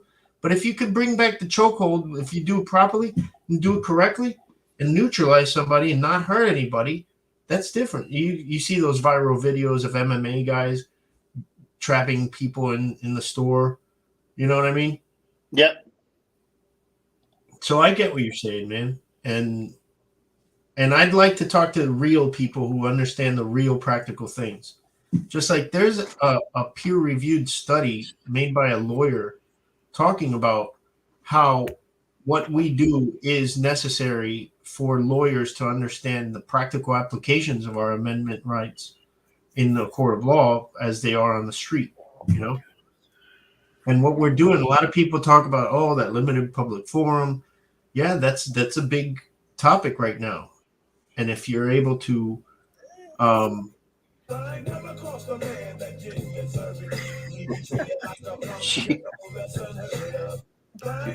got something for you. Okay. Last thing I am is a fucking cop sucker, bootlicker, whatever the fuck you want to call it. I got several things to point out. You want cops to be less violent and all that stuff? Well, first fucking make the goddamn criminals and everybody else at large stop being so goddamn violent and disrespectful. Show a little common courtesy, it goes a long fucking way. Imagine if I did the same damn thing to you day after day after day after day. You a goddamn piece of shit, getting violent on you, all that shit. You don't think that shit wouldn't affect you? Have you ever talked to cops and been in their shoes? No, you haven't. Who exactly are you talking to, Uncle Artie? You go on vacation? No, I'm talking about Crispy or Crispus. First of all, that's not Uncle Artie. Go on vacation. I'm Uncle Artie. Hey, it's Uncle Artie. What are you talking about? It's Uncle Artie. It's definitely Uncle Artie. I'm not doing my character bit right now. I'm being me. Seriously, all that stuff, demilitarizing the cops, the people get more and more fucking violent. Have you been down to Texas and seen the international gangs? No, you haven't. Are you afraid? Am I afraid of them? Fuck yeah, I am. I worked with ICE for a year. Be alert. Don't be afraid. Be alert. I am more than alert. Stop belly aching. Toughen up. I'm more than tough enough. I carry a 45 and I'm not a fucking afraid. Very proud of you. I worked with Sounds them. good. No. You get a Hold on. reward for You that. got your point You get a across. reward for Give something me a minute there, jackass. The thing is that I Hey work now, with ICE. easy, I've Uncle seen the Artie, easy crime and now. all that stuff. I know more about it than what you think I do. And me You too. sound a little Hey, defensive, hey, dude. hey, Like, hey, you Uncle just Artie. You're Yeah. all really pissed Hey, off. hey, guys, I We want to say something here. Hey, I just said back the chokehold. Were you paying attention to that? I want to break in here and say something. No, this is exactly who I asked for. This isn't what I want here. If you're just here to tear ass, Uncle Artie, I would appreciate it if you go No, back I to the can't chat. get into the word edgewise. No, he made a good point about he wants to keep the police militarized.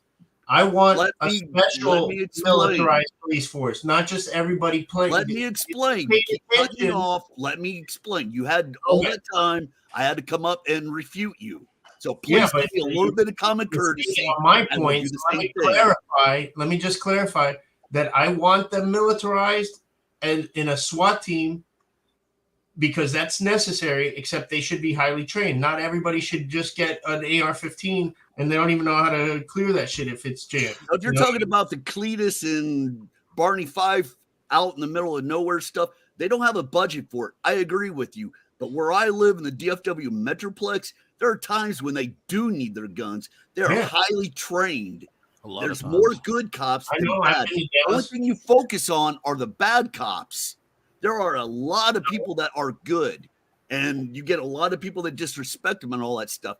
One thing I would say, I highlight it, and I told them to shine the example to other get agents. into the ground. The cop that did that, that guy should have been prosecuted. Full letter of the law.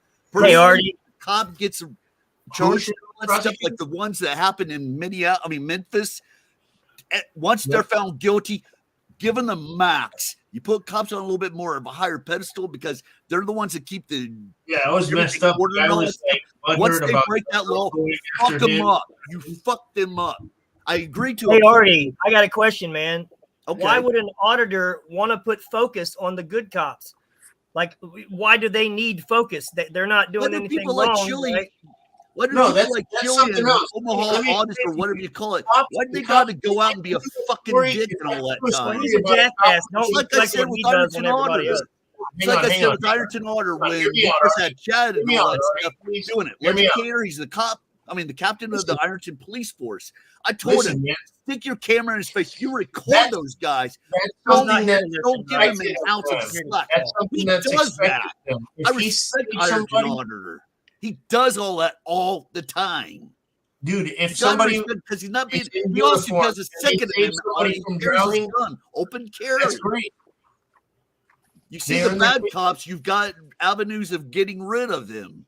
City council already has a great point. They only showcase the bad, nobody gets the good. The opportunity to save someone, but they didn't want to get the uniform wet. You know what I would have done with the guy that in Minneapolis that got choked and all that stuff? I would have fucking tackled his ass. How about in Pinellas County when God fucking girls intervened to a cemetery and they drove the car into a pond and he didn't jump in and after them and save them? They all drowned. The cop should have been relieved from his job. No, one thing that I always said that you want to know one thing that will help a cop out. You have a rotation. You get more cops, but you rotate them out. You give them 2 weeks of 1 week of training and 1 week of mental health care. You have them have to go through a mental evaluation. If they cannot pass that, they are suspended to desk duty and they work on it. They get professional counseling. Or maybe, hey, maybe this guy doesn't belong here. Maybe that's what the mental counseling would be for. And this guy's got a lot of fucking problems. That's what the mental counseling would be for. You have that. You have a recommendation of a psychologist, and you go up against the city council or the civilian review board. Once you do something like that, that cop's out of there. You put him on a desk duty, you can relieve him of his firearm. Did you say review board? Yeah, there's some review boards that don't work. They get so involved and they make it worse for the cops. And your rebuttal? What's best for the people? What's best for the people is a regulated police force that is kept in line. When you find those bad cops, you fuck them up to the max, to the letter of the law. Actually pass extra laws that make it even more so like what we should do with our politicians. They fuck up. They face charges higher than us. They're public servants. We have put them there for us to serve us. They're civil servants. They're not fucking, you got to take an order for me because you're a servant, you're under me. No, that's bullshit what some of you auditors do. Make the laws even harder, but that way, and you implement stuff that you can regulate them and all that stuff. Like I'm saying, with like mental health and all that, you find out they're not good enough. While they're under suspension or desk duty, it goes up to the review board and they decide that. You don't have the police captain. How about test them on their mental health before you give them a gun? That would help. Were you a cop? Is that what happened to you? Or you? Here's the thing. No, I've never been a cop. I've been around them all my life. Given a gun. Here's the thing. You can have a review board. You can have a review board review it, and they can make their decision. But the problem is we don't have that. The problem is we have exactly the opposite. The police union. So when you ask about why they might feature the bad cops, it's simply for that reason, because people need to know for a fact that there are 1,000% bad cops out there. Everybody knows I don't hate law enforcement, Right. and I don't say that all cops are bad, but I promise you there are bad cops out there. So that's why the auditors feature bad cops, because they feel that's their job. You can't fix things until you can show the problem to people. That's the only thing they focus on. They don't show everything else. And you get fucking dimwits like pig suck dicks or whatever it is. We are not talking about all those other auditors tonight. It's just human rights crispy here. What they do is it's just us. My list is fair police unions. I don't want to get rid of police unions. I want fair police union. Exactly. The police unions, I've seen cover-ups and all that stuff, which is there we go. Thank you. I was 18. Here's a story that I can tell you for a bad cop. I was 18. What happened?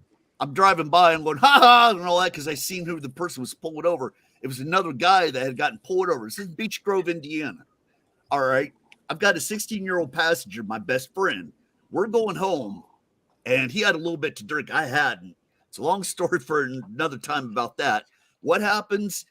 That fucking cop followed my ass. I come up to the city line and all that stuff at a stop sign. I look both ways, and I drive through. That fucker, woo, lit my ass up. It's like, you laughing at me? Well, see if you think this is funny. After I gave him my registration, insurance, and my freaking life.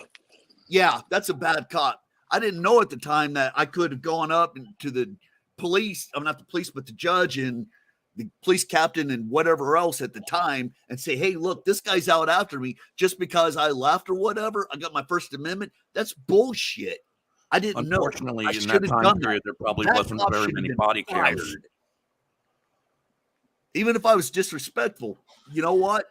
I got my First Amendment rights. The cop should have been fired for giving me a ticket. You think that's funny? It was trumped up. I had stopped. I had a 16-year-old kid that did it. One reason why I didn't fight it, it was after curfew. It was a Sunday night. Even if you wouldn't have smelled the alcohol or whatever, they would be loved to nail my ass.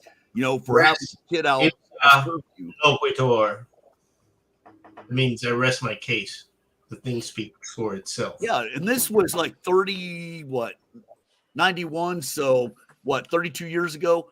But I can almost guarantee you the Beech Grove cops have probably gotten a lot better. Because it's a new generation. Been able to prove it to the judge. Yeah, they are getting better. Have the body cams at the point. Body cameras. Yeah, I agree with you. Body camera, yes, they do not have the ability to, within reason. Because body cameras and training on how we have a right to record them too. Yeah, but the thing is that you have a rape, victim and all that stuff. You don't record their name and address because you don't know who that guy's. That could have been a fucking NFL. all of those what ifs, like though. Here's the thing: all of those what ifs. Well, what if it's a little girl, or what if it's a big boy, or what if he has his name on him? All those what ifs are irrelevant if you are legally allowed to be where you are allowed to be, and if that place is definitely public. I'm talking about a cop being on the can, recording. You know, there's certain times when they should be able to shut off, but if they like all of a sudden shut up or it's covered up, and then all of a sudden you've got somebody that's messed up or trumped up charges, no, that cop needs to be fried. The cop should never. The cop. I think the cop should never be able to shut off or mute his body cam ever. I think that kind of redaction is already done before we can get the footage anyway. So yeah, the cop on the scene doesn't need to redact anything. Maybe have somebody that is has nothing. Just ask a quick question before I drop. I got to go down. All right, go ahead, Debo. I just wanted to ask, right, Crispy, what's your definition of tyrant? Because that seems to be a term that's used quite a bit. Someone who uses their position of power to arbitrarily push their feelings on someone else and take advantage. I think that's a tyrant. The word tyrant is overused so much to where it's just, it's like using the N word. It's just like, whatever. I don't agree with whatever. I mean, people are getting numb to it or immune to it, and they just don't care. Yeah, unfortunately, I think if down on verbiage these days. I think if we knew what the tyrant actually was, it would be a different discussion. I got a good example for you with doing the auditing and being an ass to a cop, and this just goes in general. Look at the recreational use of marijuana regular. Hold on, let me get my point across. You want to get marijuana legalized to where recreational use, like it's just got kicked in a day or two ago in Missouri. And why? 420, dude, fuck the cops, man. I mean, these guys are just being total dicks about it. And the rest of it, hold on. The rest of us that are the voting people and all that stuff that vote for these politicians that, will pass the legislation the governor sent into law are like, you're going to be a dick or something like that? Why should we legalize it? You're doing more harm than good. There is a fine line to do waste on that war that we lost when we started it. Let's let Debo finish. Debo wanted to drop down. Let's let Debo finish up so he can go do what he needs to do.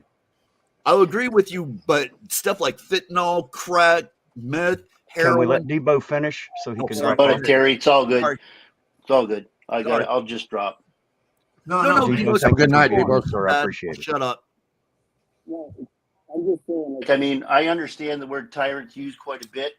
It's used on both sides of the coin, and I just think that, I mean, if we even knew what a tyrant was and what it's like to live in where that rules. My friends, I grew up in Little Havana, where all my friends came over on the Mario boat lift, and they had to sit in the Peruvian embassy for 3 days eating cats and barks off of trees. And when they finally got here, they lived under I-95 in Miami in a tent city. And then they got sent up to New Jersey, where, and different stories from everyone. And it's heartbreaking every time. They lived in tyranny. Where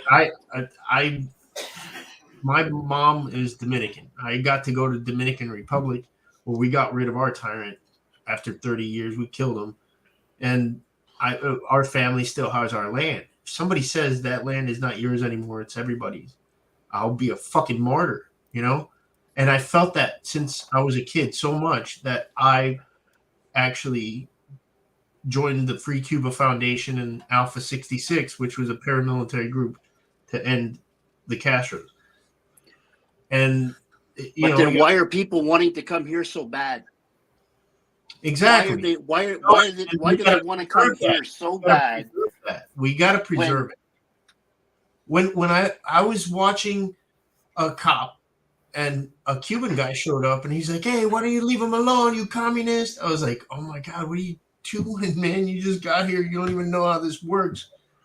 Were you in the Cuban military when you were there? He's like, "Yeah." So you're literally a communist soldier telling me that I'm being a communist by holding our government accountable. It's our civic duty, brother. That's definitely another word that's thrown around whenever anybody doesn't agree. Communist or racist. Yeah. And when I'm furthest from the, I actually fought against what he was fighting for, and he just had it all wrong. And it was a guy that I turned around. We were about to fight, and it was one of my first videos, and I turned him around completely. He became a subscriber. He understands now, because I need to see if I'm on your channel freedom, or not. liberty that we have, and anybody fighting against it, it's like, what do you have to hide? Why do you hate people who are showing what's going on? I get people who are being obnoxious, pisses people off, but sometimes they're necessary too, to test the bearing of the cop. Make sure that they do their job properly. They shouldn't give a fuck about somebody's stupid behavior. They should focus on the game. Game's out there. But when you're in the middle of a crime scene or you're looking at that and somebody's shouting at you, that can be obstruction. That is interference, because the cop's trying to focus on what's going on, and you got somebody yelling at you. It's like, wait a minute. Interference would be a hootie hoo in a drug bust. Somebody giving a signal to alert a drug. We're going to have to agree to disagree. Interference. But somebody shouting, "Hey, you could tell them anytime to stop this illegal search." That's not interference. Right. Joe Cole wants to come up. Chris, Okay, can you put something in chat so I can check out your channel? Hey guys, hold on. I'm going to give what? All right, I got to drop down anyways. All right, I'll give Joe Cooler if he wants to. All right, well, thanks for. I may sound mean or whatever, but I had to disagree. I'm in a pissed off mood. I didn't mean to take it out on you guys, but that's how Florida is. We love you anyway. Before I go, I always do rage quits or whatever. So I got some for you, Terry. Damn crayon eaters. Nothing.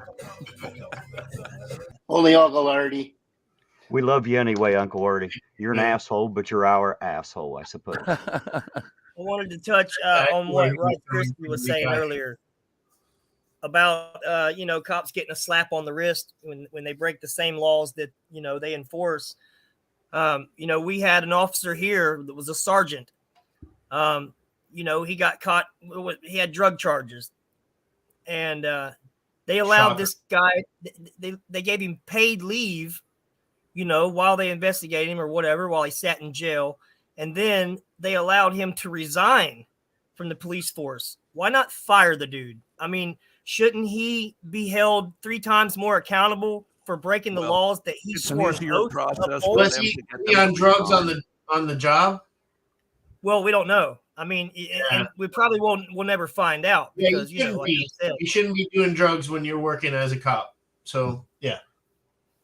Well, the reason they asked him to resign, drug trafficking was the charge. It wasn't drug abuse. So we don't know if he was under the influence or if he was, planning it on people, selling it. We don't know. All we know is that he had it on him and that he tried to, he got a tampering with evidence charge as well. I was just going to say, you had talked about why did they have him resign and not just fire him? Because if they ask him to resign, it's a quicker process. If they're going to fire him, it's kind of like being in the military when you're a public servant like that. They've got to go through a huge process, and there's a chance they might not win. So, you mentioned the military. If somebody gets caught with drugs in the military, they get a dishonorable discharge. No, they don't. They will get it other than honorable. Right, but see, here's the thing. The difference is the at-will employment. At-will employment can be terminated by the employee at will at any time. Cops can do that. So it's not necessarily that they allowed them to quit. They can quit any fucking time they want, unfortunately. Now, they should still be prosecuted if they broke the law. I'm not saying they shouldn't be. I think everybody knows that. But I'm just saying that they have the option to quit any day at any time. Back in my day, it was a big chicken dinner for a drug thing. And Lisa in the chat, I never said they asked him to resign. I said they allowed him to. I'm dropping, Terry. Thanks a lot. Big chicken dinner. Thanks for being here, Debo. Yeah, that's what they would give you if you did that. I didn't do that shit, man. I was the square in high school that was like, what do you guys do, man? They're like, everybody does it. Hey, man. Have you ever done an audit on pot, man? No, man, that's what I was saying. Is like, don't. I was joking, man. No, but that was a question earlier. There's a guy in the bush. It's news now, Omaha. Does he have a gun? I don't know. He's got his hand behind his back. Yeah, I saw him on a live stream a couple times. Both times I told him, yeah, no, we're never working together. Right, Joe Cool? I was like, you're not going to get us both killed. What's up, Joe Cool? I asked him what his charges were because I intended on helping him out. Like I was going to try to get him some help with his financial problems. He was basically e-begging on his live stream, and he told me just to stop asking questions. Either I was going to donate or I wasn't. Like I'm like, whoa, wait, what? And are you talking about, dude? Y'all talking about Jeremiah? For so long, you're a good. Yeah, Omaha. Omaha. Oh, shit. All right, I might be getting confused. Hey, man, I wanted to give my opinion on, since my man came up here. Damn it, that's why I wanted to talk to. I'm convinced you saw me screaming in chat. Drop that link. You know, if I'd have got up here, me and dude would have did some wrestling. So I'm gonna give my opinion on that. No, fuck a cop. Stop putting them on pedestals. Make them a servant. Make them learn how to do that shit first. All of this admiration is like niggas keep telling women, y'all all a 10. And you know what? They all act shitty now because y'all keep blowing up their ego. Make them earn it. No one should film them and put it on YouTube because they put their shirt on properly. They're expected to do that shit. What admiration are you talking about? I've been the cat who just left from up here was like, the police are gods, they having a hard day, bullshit. Oh, wow. You know, you just need to be nicer to them and all of that shit. You know what? You be polite, but in real life, when the person walks up to you on the corner and tells you, hey, get off my corner, stand over there across the street. For some reason, some people see magic when it's the police. Oh my God, just do what he says. Complain later. No, that's insane. He's a man. You're a man. Act like a man. You've broken no law. He has no authority. Now, I'm always about being polite. Always. But I'm not. Yeah. We've tried being polite to the police. Look where that got us. You know what I mean? Right. We tried being nice. And you can't. Look, my fiance was literally apologizing to an officer while he was telling her to shut up. And then another cop comes and throws her in handcuffs for talking. Like, what? Yeah. Let's dismiss that good cop bullshit too. Right. Let's get rid of that bullshit. Is a few bad apple bullshit. Nonsense. This is Chicago. Every cop knows every bad cop. Nobody's going out arresting them. It's been like that since I was born. Every cop knows every lousy cop. And then they go down in investigation 30 years into their career. If there was a good cop, he'd put a stop to it. I'm sure in your communities, you have bad cops. These good cops should have sniffed it out. In Memphis, you think no one knew they were like that? That shocked all the police in the station. Was like, oh my God, I can't believe that. They knew they were the bad apples. They did nothing. Stop fucking blowing smoke up cops' asses, bro. All right, I'm done ranting, by the way. Yeah. Hey, Joe, I just want to say, man, don't hold back. Tell us how you really feel about it, man. I want to make sure you get it out. I'm done ranting. I got angry now. I'm better now. Oh, there you go. That's a nice guitar. Is that a bullet? Okay, let me see. I'm zooming in. That's a nice guitar. Oh, that's right, something. All right, what's up, bro? I've been smoking. I got to zoom in. Are we comparing dicks? Somebody else got a guitar. What you got, baby? Over here. I see in the background. Yeah, he got guitars too. I thought that's why Crispus was showing it. Maybe he saw him and was showing it. I was trying to ask if that was a bullet. It looked like a Fender bullet. But he's silent. I know Fender made a bullet too. I think Stratocaster, is that what I always hear on TV? Fender Stratocaster. Yours is a Strat? Tell it.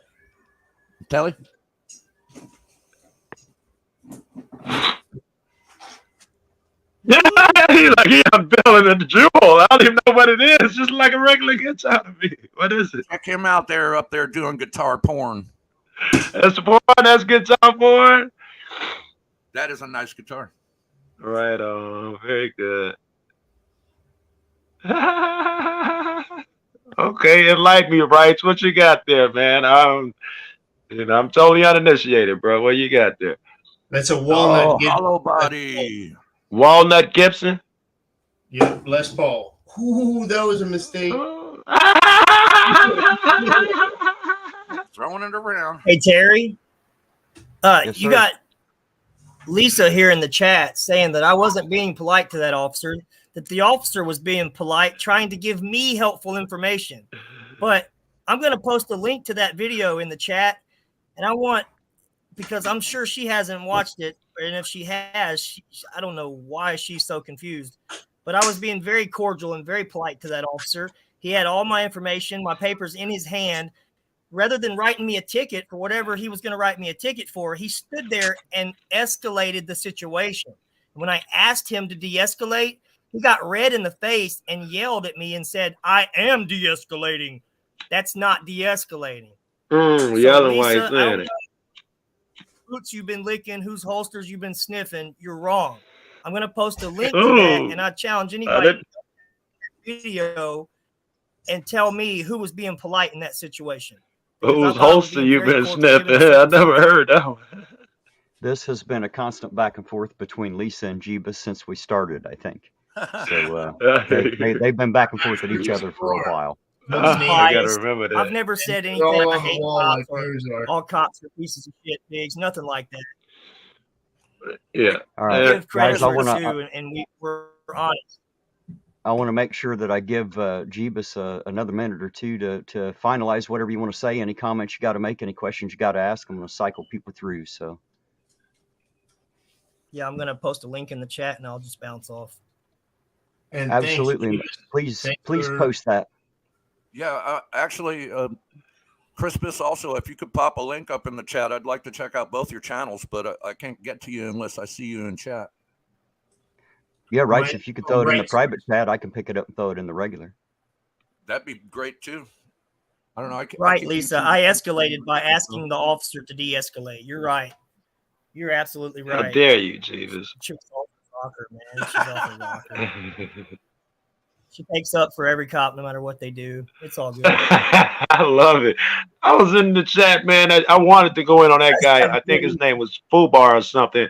But when he said he was out there with a fucking 8mm, I sat my goof ass down and gave him the respect he deserves. He was doing the shit before I even knew what it was. So I couldn't give him shit.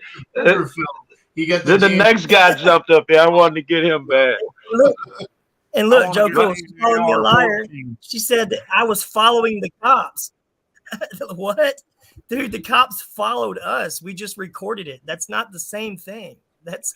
But if you put the link in there, or someone put the link in, I'll watch it. She had a cop following her, and she ended up behind him because he came out of an alley and cut her off. That's the only reason she was behind him. He was following her. She was dipping through alleys just to prove that he was stalking. Like inverter. Now you use it for my car, bro.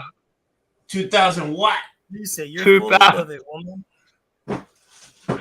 Use those for the car stereo. All right, my battery is low anyway. I can't hang out, Ironton. I love you. And let me leave on a note of definitely put on the energy out there, man. Always fucking be polite, nice, and know that you're representing so and so. But if you wouldn't take it from the guy down the street, or your neighbor wouldn't talk to you like that, if you wouldn't take it from him, reconsider taking that bullshit from a cop. Because if you encourage them to think they are above people, they'll start acting that way. Nice rapping with you again. Love you guys. Hey, thanks for being here, Joe. Appreciate it. Yeah, don't kiss cops' ass. Duh. Thanks, Joe Cool. Mr. Joe Cool. Mr. Joe cool as his fucking name, I tell you. I like old Joe. Joe Cool, you smoking Camels, man? What's that? I was asking Joe if he smoked Camels, but he's muted. Joe's gone. He dropped off. Oh, I'm looking at the wrong Camels, Boltonator? I was looking at the YouTube one. I like your I don't name, hear him anymore. man. All right. I'd say You that know, was I a big started old blunt Bolt he probably Action was News Group, smoking. right? Yeah, it was probably a blunt, not a camel. I'm sorry, I overtalked your rights. Go ahead. No, my bad. I overtyped you. This is your show. I was just telling Boltonator that I started Bolt Action News Group. I like his name. Yeah, it's called Bolt Action News Group. Bang. The news group, is that what you said? Bolt Action News Group. Bang, B-A-N-G, Bold Action News Group. Roger that. Very nice, very nice. My name's actually my call sign from the Marine Corps, so. Hoorah, Devil Dog. Hoorah. Semper Fi, do or die. Good die. Listen to our battle cry. Kill, kill, kill. I'm just an old dog. Yeah. All right, I got Jeebus Crisp, but I still don't have a link for Crispus. I was in the 90s. Do you have your do you have your link you can post in the private chat, Rice? Say again? If you have your link to your channel, if you could put it in the private chat, I'll put it out in the chat so everybody knows where to find you. Oh, okay. Just yeah, if you type in the word rights on YouTube, it's the first result. I'm proud of that. Hey, there you go, guys. Just type in rights in your search bar in YouTube. It'll be the first one that comes up. Rights Crispy. And I am, if it matters to you, I am subscribed to his channel. I do watch. So there you go. If it matters to you out there about my opinion, I think he's one of the good ones.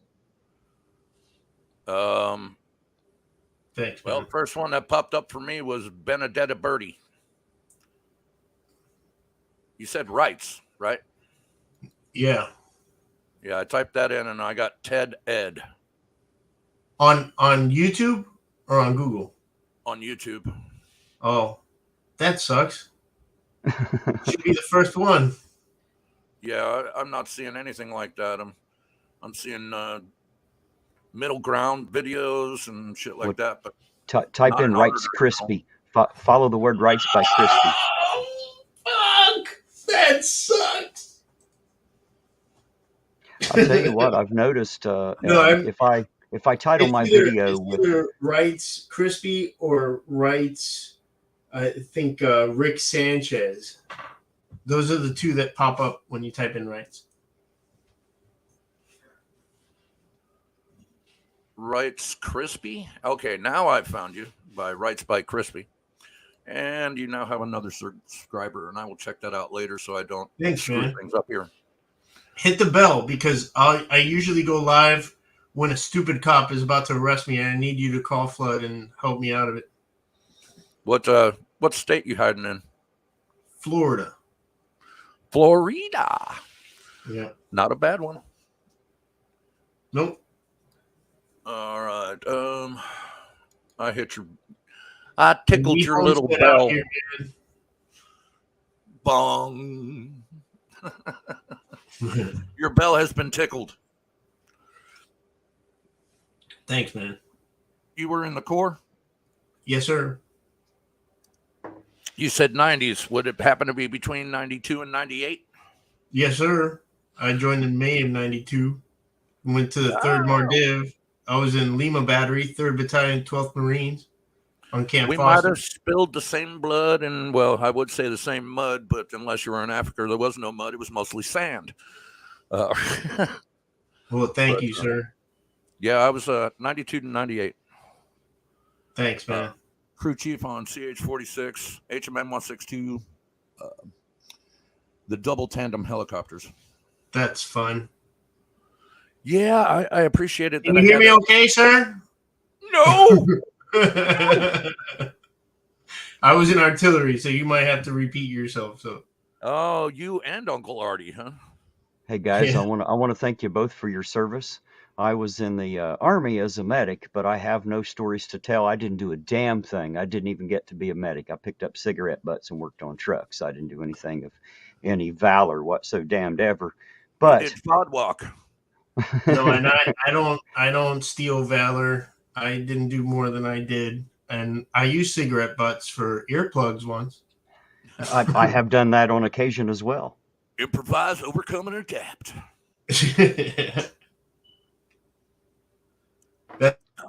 That's what we have to do.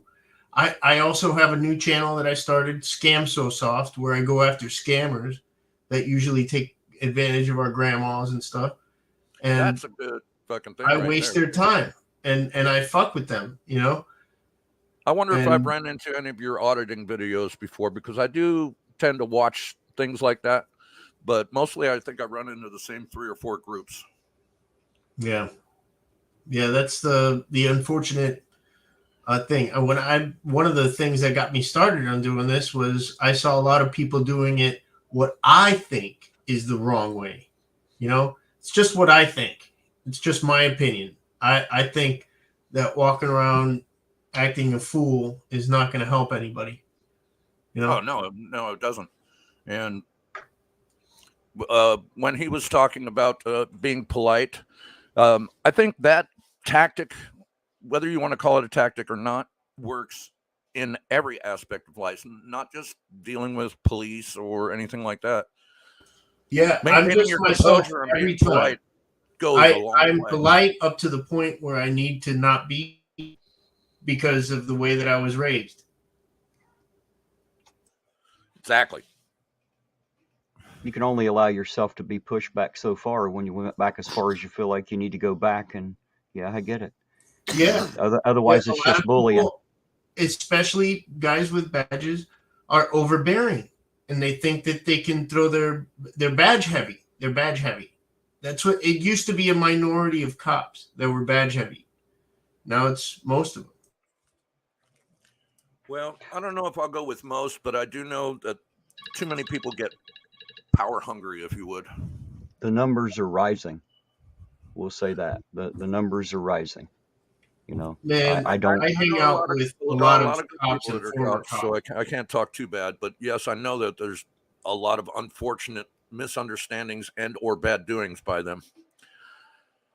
So I agree, but I also will lean a little bit the other way as well, because not everybody's an asshole. And I know, and you sound just like my friends too, but you sound just like my friends with badges, and I get that there are a few good ones, man. It's gotten out of control though, bro.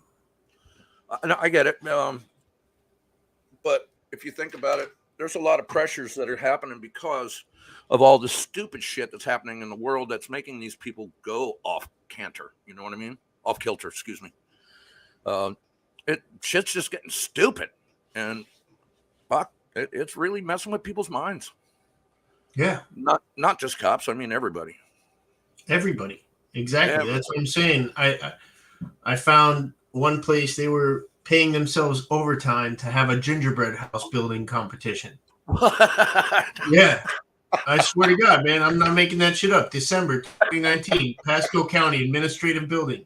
I went. Barbara Heitzman, who has a Juris Doctorate from the University of Stetson, came out and she was like, "Oh, may I help you?"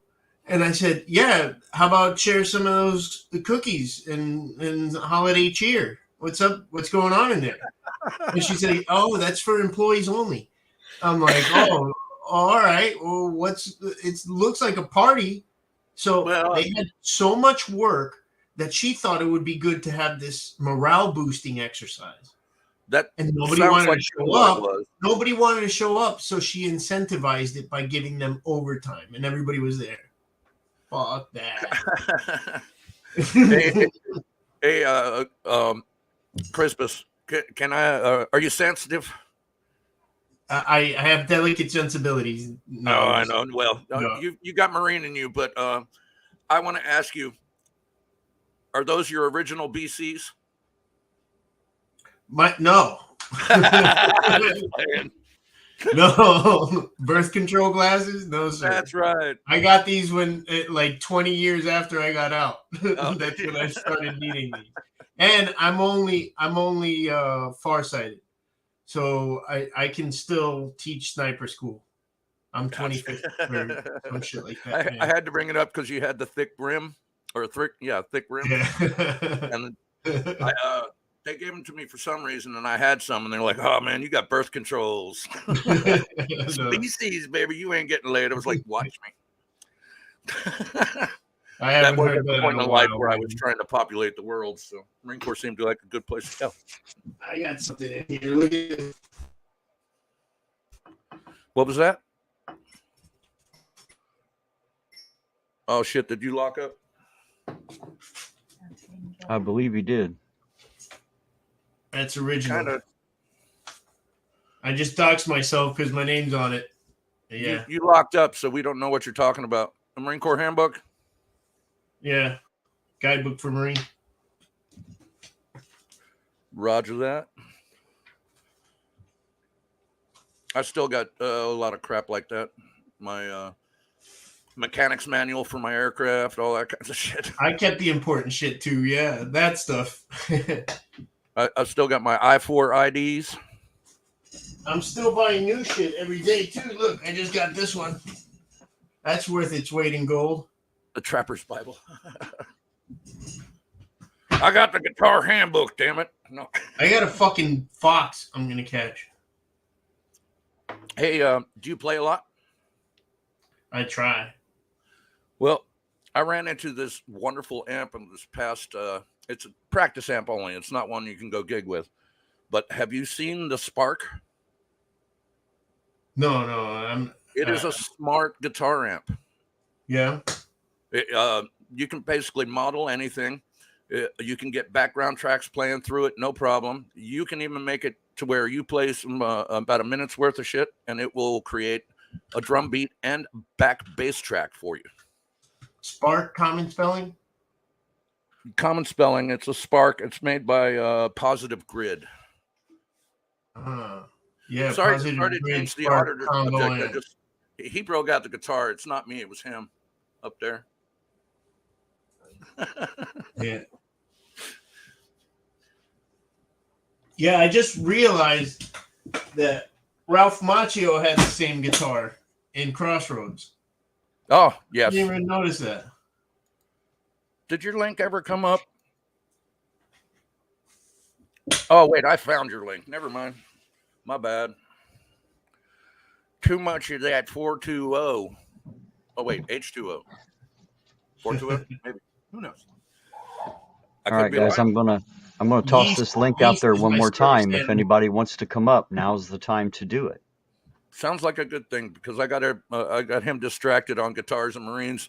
We need to get back to the grassroots. Oh, you got me on my heels. It's not bothering me a bit. I just want to make sure that if they want to come up, they have the opportunity. Yeah, I don't normally do it this way, right? So, I had originally hoped to get maybe you and Rogue Nation and Midwest Transparency just on a panel with me, just the four of us, and have kind of the talk I did with you, talk about what we do, who we are, all that kind of stuff. And you kind of surprised me by coming in, and I'd already told him I'd cycle him in and out. So I wasn't trying to ambush you or anything. I'll step down, man. I'll make room for people, man. No problem. Well, there's no one in the backstage right now. I was just throwing that link out and letting everybody know now be the time. I do want to say thank you to Smitty for becoming a new member. I appreciate you, Smitty. Even though I know you don't care, I appreciate you. Oh, I appreciate any subscriber. Do you have your link, Boltonator? We'll throw it out there too. Thanks to anybody who's subbed to me, man. I appreciate you guys. Yeah, let me. I don't know if you have a wrench. I have a weird channel. My channel is Wednesday nights, all about up and coming music artists. The other times it's just about me being retarded online.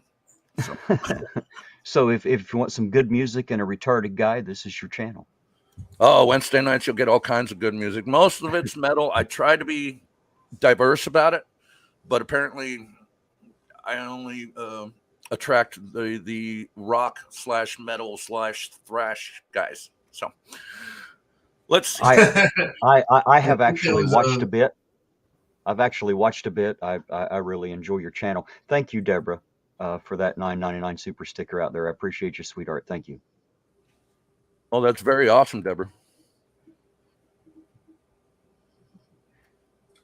All right, I'm just trying to type them. What's your channel about, Boltonator? Like I said, on Wednesday nights, it's all about trying to help the music community. And every other time you see it, it's either me reviewing memes or some shit like that, or putting up stupid shorts. Yeah. You know, you talk about trying to help the music community on Wednesdays. That's what I do on this channel on Wednesday from 6 to midnight. I have Conspiracy and Doc Danger here. Yeah, I know. Actually, Doc was the cherry buster person on my panel the first time I did it. Interesting feller to have, ain't he? Yeah, I like Doc. And actually, our relationship on panels and things like that started off as both fucking with each other. I put the channel up in the private chat. I hope I typed it in right. My eyes are crap right now. But yeah, no, I do stupid shit. Like today, what did I do? I did a short being if you get turned on by people talking dirty to you, doesn't that mean your genitals are voice activated? You know, shit like that. Hadn't thought about it like that, but you might be right. And isn't grave robbing just like premature archaeology? I don't know. Right. So that's the kind of stupid shit you'll see in my shorts. And that's what she said. See, there you go, guys. If you need a laugh, you need to go see him. Crispus is sounding like Max Headroom. Oh, dang. Roboting a bit, isn't he? Yeah. Are you with us there, right? You were roboting so bad we weren't able to understand you. Yeah, I just got Starlink. Can you hear me? You just got Starlink? That's why. Oh, you serious? Yeah. Oh, before that, you know what I had before that, bro? You know what I had before that? What? DSL. No way. In Florida? Yeah, man. I'm in the woods, man. Isn't Starlink the shit that Elon gave to Ukraine? Yeah, well, I had to wait in line after the Ukraine. Oh, I just got it. Asshole. I mean, Elon. Don. Hey, guys. Hey, guys. I'd like to welcome Don up. How you doing tonight, Don? Hey, great, Terry. How you doing, buddy? Oh, buddy, you know, like I always say, I ain't worth a damn for nothing, but I'm here anyway. How you doing? Yeah, you got a pretty good show going tonight here. It's a little different from what we normally do, isn't it? Yeah, boy, it sure is. I got the surprise of a lifetime having Rice Krispie show up. You know, anytime those big names hit the chat, you know, or hit the channel, you know, that's big here. So I've decided to take the opportunity to talk with him. I've really enjoyed having him here. Yeah, I watch him and Road Nation and Big Nick and them in Florida now and again. I watch all of those as well.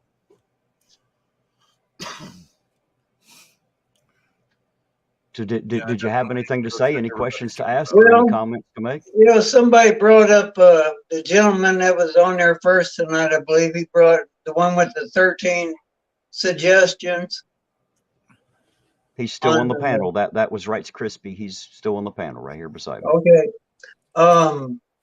I think you know, everybody should learn the American Constitution, what our laws are, and what this country goes by, and how it's really ran.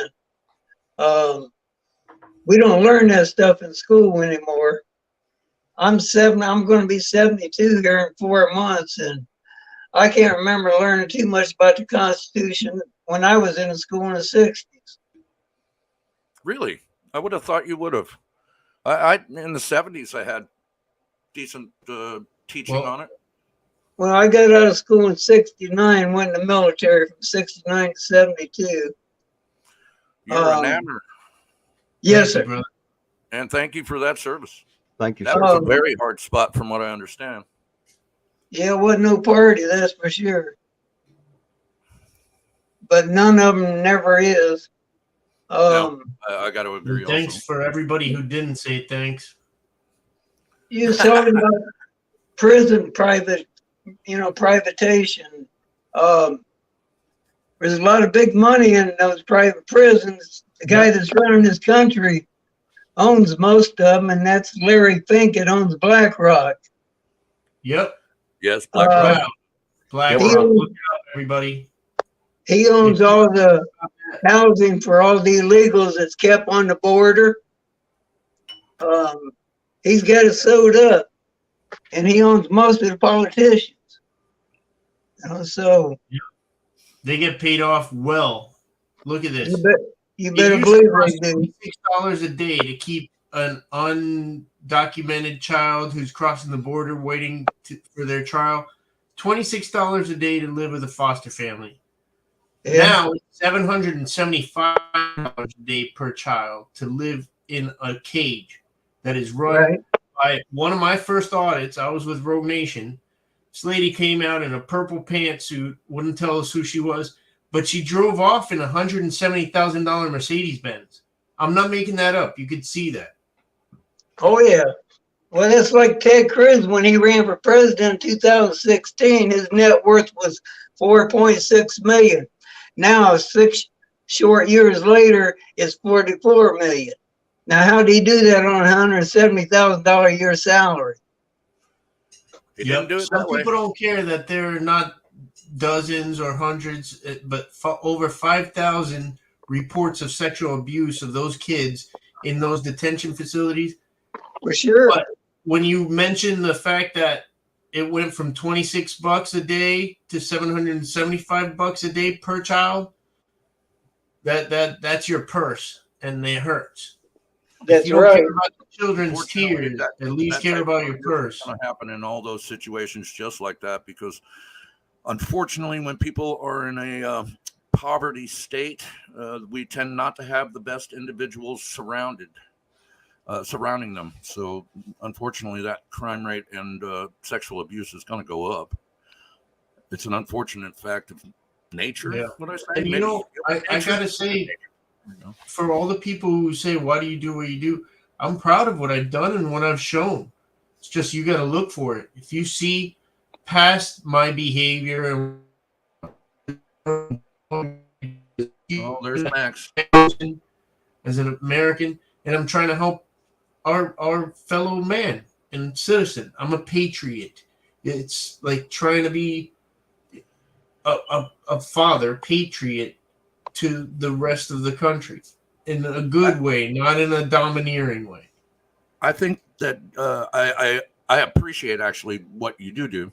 And to tell you the truth, to set up a scenario, all these people, including us these days, being online and influencing people, if you would, I hate that term influencer, but putting stuff out there for people to feed on.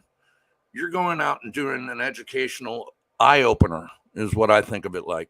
You're trying to show people what's really happening out here instead of watching the stupid fucking Kardashians. Right. I like it. I appreciate it. Oh, no. It's just remarkable how most people try to emulate those vapid people. And we're surrounded by sheep, yes, because of those artificial stimuli that people fall for all around them. That's what I was saying earlier, that a dim-witted catchphrase carries more weight than the truth. You can't fight it, man. People are stupid. And I'll show you all day long, but people are going to hate me because they back the blue. And no cops, the cops are heroes. Yeah, man. I know a lot of great guys who work that job, and women who work that job, and they maintain peace like a peace officer should.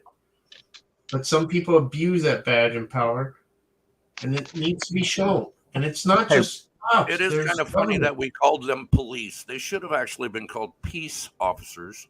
Yeah. Well, they're actually compliant officers. They are constantly surveilling the area, like Big Brother. Police, I don't know, it's a negative sounding word to a lot of people, where if they were called peace officers, it might be different just because of vernacular. when they were started first, there was compliant officers, made sure everybody was compliant with the laws of the day. Yes. And that's what they actually were when it was first created, to keep everybody compliant. But things got out of hand. I forget the history of policing.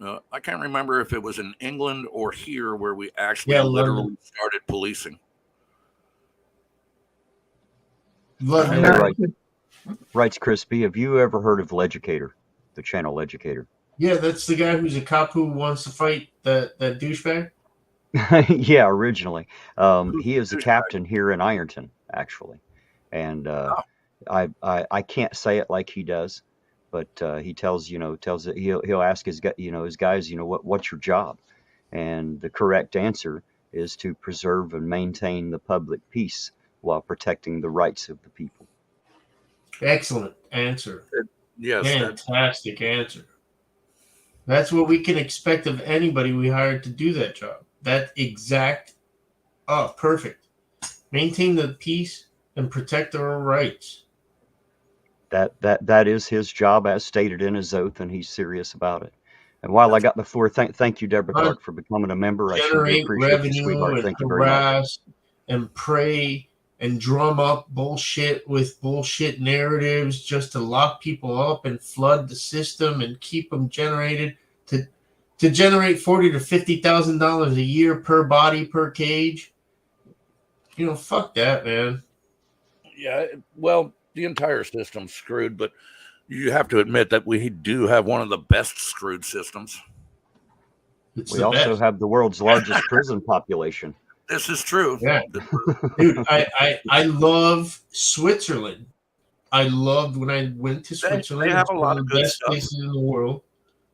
They do, but they have a lot of bad stuff too. So it's everywhere. Right. That's what I'm saying. I am happy to live in one of the best screwed up countries.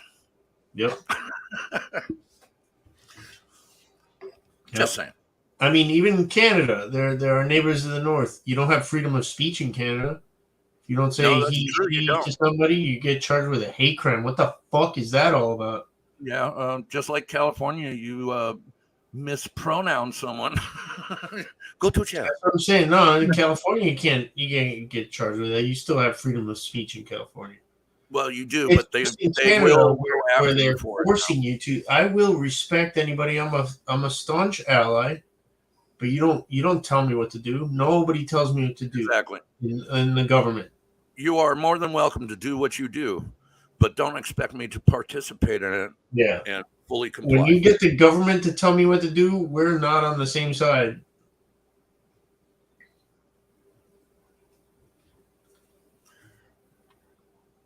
We gotta be able to do unto others. What is that? Matthew 7. Unto others as you would have them do to you. Yeah, Matthew 7, right? 20. Don't remember. Something 7:2. But it is a solid morality ideal or rule. Excuse me. I'm looking it up. Actually, I do live by that. So when I'm done wrong, well, Matthew 7:12. I'm going to go after you for it. The golden rule. We have to learn to respect each other like we used to. Right. Actually, yes, that's the whole thing right there. We need to bring community back. We need to bring community back. We need to understand what family and community actually means. Those people that live near you, those are the ones you should be looking at to help.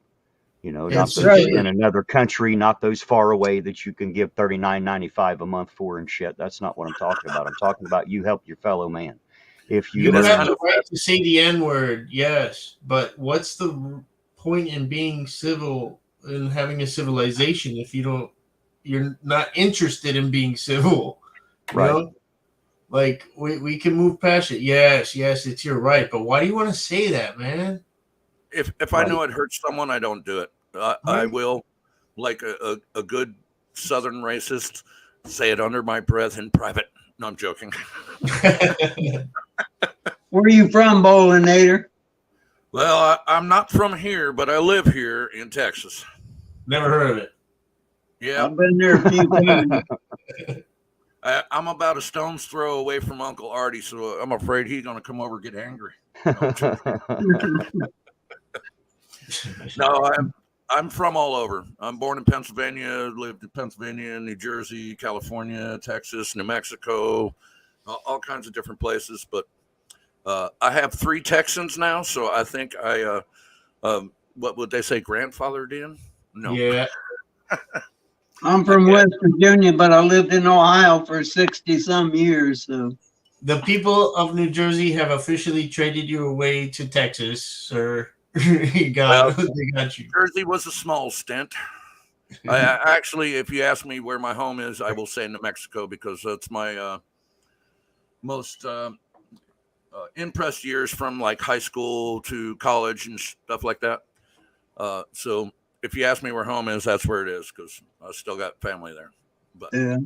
I still got family in California and New Jersey and Pennsylvania too. So, hey Don, may I ask you a question, sir?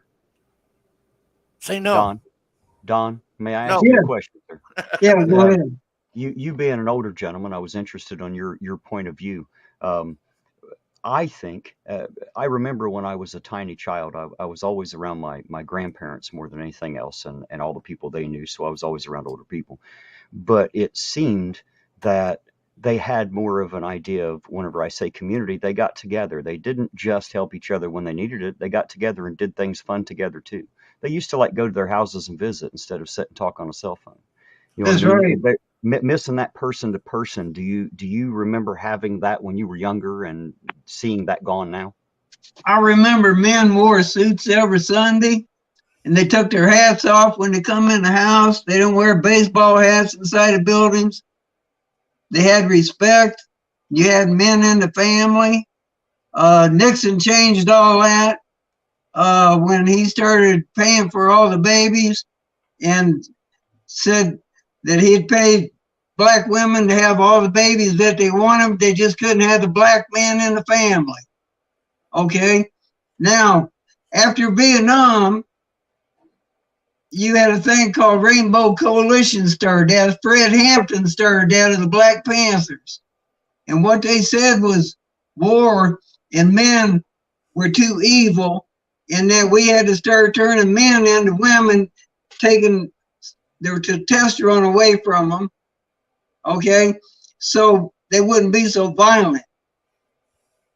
And so they started weakening men right after Vietnam. It was designed to make women stronger and men weaker. And that's exactly what's happened today, is all these men are raised by single women. They don't have a man's perspective. They don't know how to be a man. And their only idols are rap stars and gangsters. That's right. And so that's the big thing right there. We used to care about our community. Everybody in that block knew everybody's kids, and they corrected those kids that they needed corrected. Okay. Nowadays, if you look at a kid different or something like that, their parents are, going to shoot you or do something. If a kid robs a carryout and gets killed for it, well, the mom would say, well, you didn't have to kill him. You didn't have to do that. You could have shot him in the leg or something. Nobody wants to take responsibility for their actions. There's an excuse.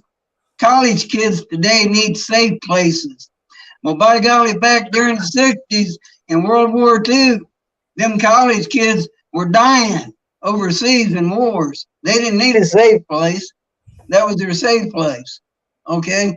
But today now you treat college kids that's 25 years old like kids, and they're men, but they won't let them be men. They try to keep them kids. Where men used to grow up when you was 18 or 19, you got the hell out of your parents' house. And you went to the military, you went to work, you done stuff on your own. Now you're living in your parents' basement when you're 30 years old. And so it's totally changed. Yeah, men have changed a lot. Family has changed a lot.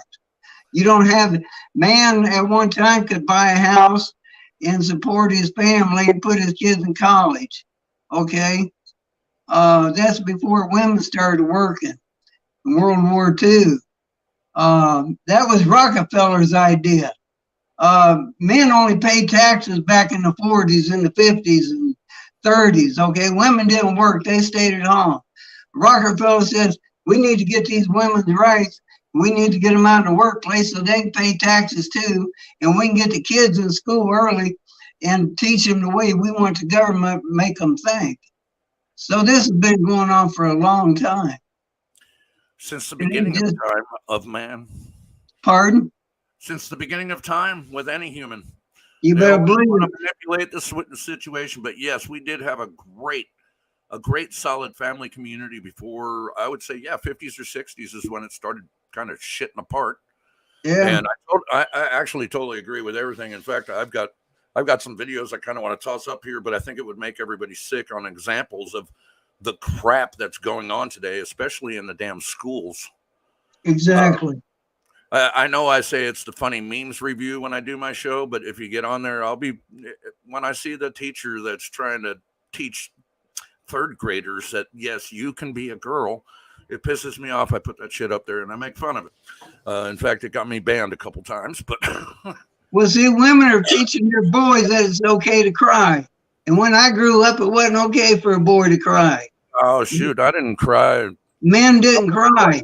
But nowadays, they have to be in touch with their feelings. You know, and that's the way women raised them. It's like, you can't focus on what another guy is doing. You know, like what's this other guy doing? Who cares how much money does he make? Don't count his money. You know? Yeah, I know. You have to count on what your neighbor is doing. We are a pack animal. We're not meant to be alone. Okay? And you have to care what your neighbor does. Yeah, but judge their fruit.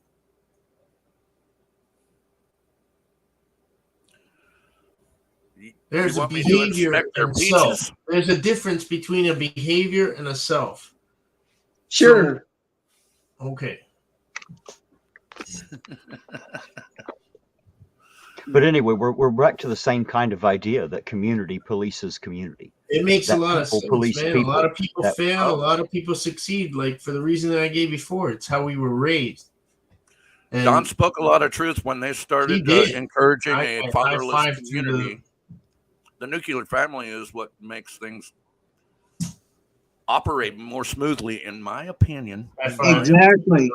Don't want to get Ironton banned or anything, a community strike, because in my opinion, he's totally correct. The nuclear family is what made a solid community. That's right. And they've failed. They've failed. People have been raising weak children, weak, hypersensitive, wussified children that don't understand the reality of life, not just our culture, but of life. And they don't respect human life.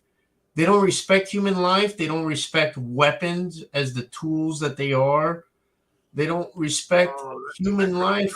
Well, listen, when I was hunting when I was 12 years old. You can't get a steak cooked like you want it. You can't get a second or third opinion from a doctor. You have to get a sixth one. And it's horrible. But we have to overcome and adapt, like Boltonator said. We're going to live with scammers on the phone, so make a YouTube channel about it. Yeah. That was one of the phrases from the Marine Corps I will never forget, and I will always apply. Improvise, overcome, and adapt. Yeah. That's right. Great motto. Man. That should be the way humanity just survives anyway, isn't it? Shouldn't that just be the way it is? Like people should just be smart enough to improvise, adapt, and overcome because it's what we do anyway. I took a girl to the beach one time. Never let anything outdo you.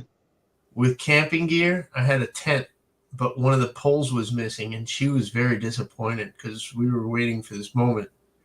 But I saw a palm tree, and I ripped some branches off and took the palm frond down, and I used that.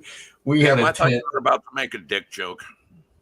No, it was overcoming and adapting. It was the only one, so I used my cock. Sorry. My stupid brain goes. I go to jokes too much. My bad. Overcoming adapt. Use the palm fronds as a tent pole. My name is Hans, and my name is Franz. We're here to pump you up. Listen to me now and hear me later. Get to the chopper. Damn. Okay, Don, I think we cut you off. You were saying when you were 12.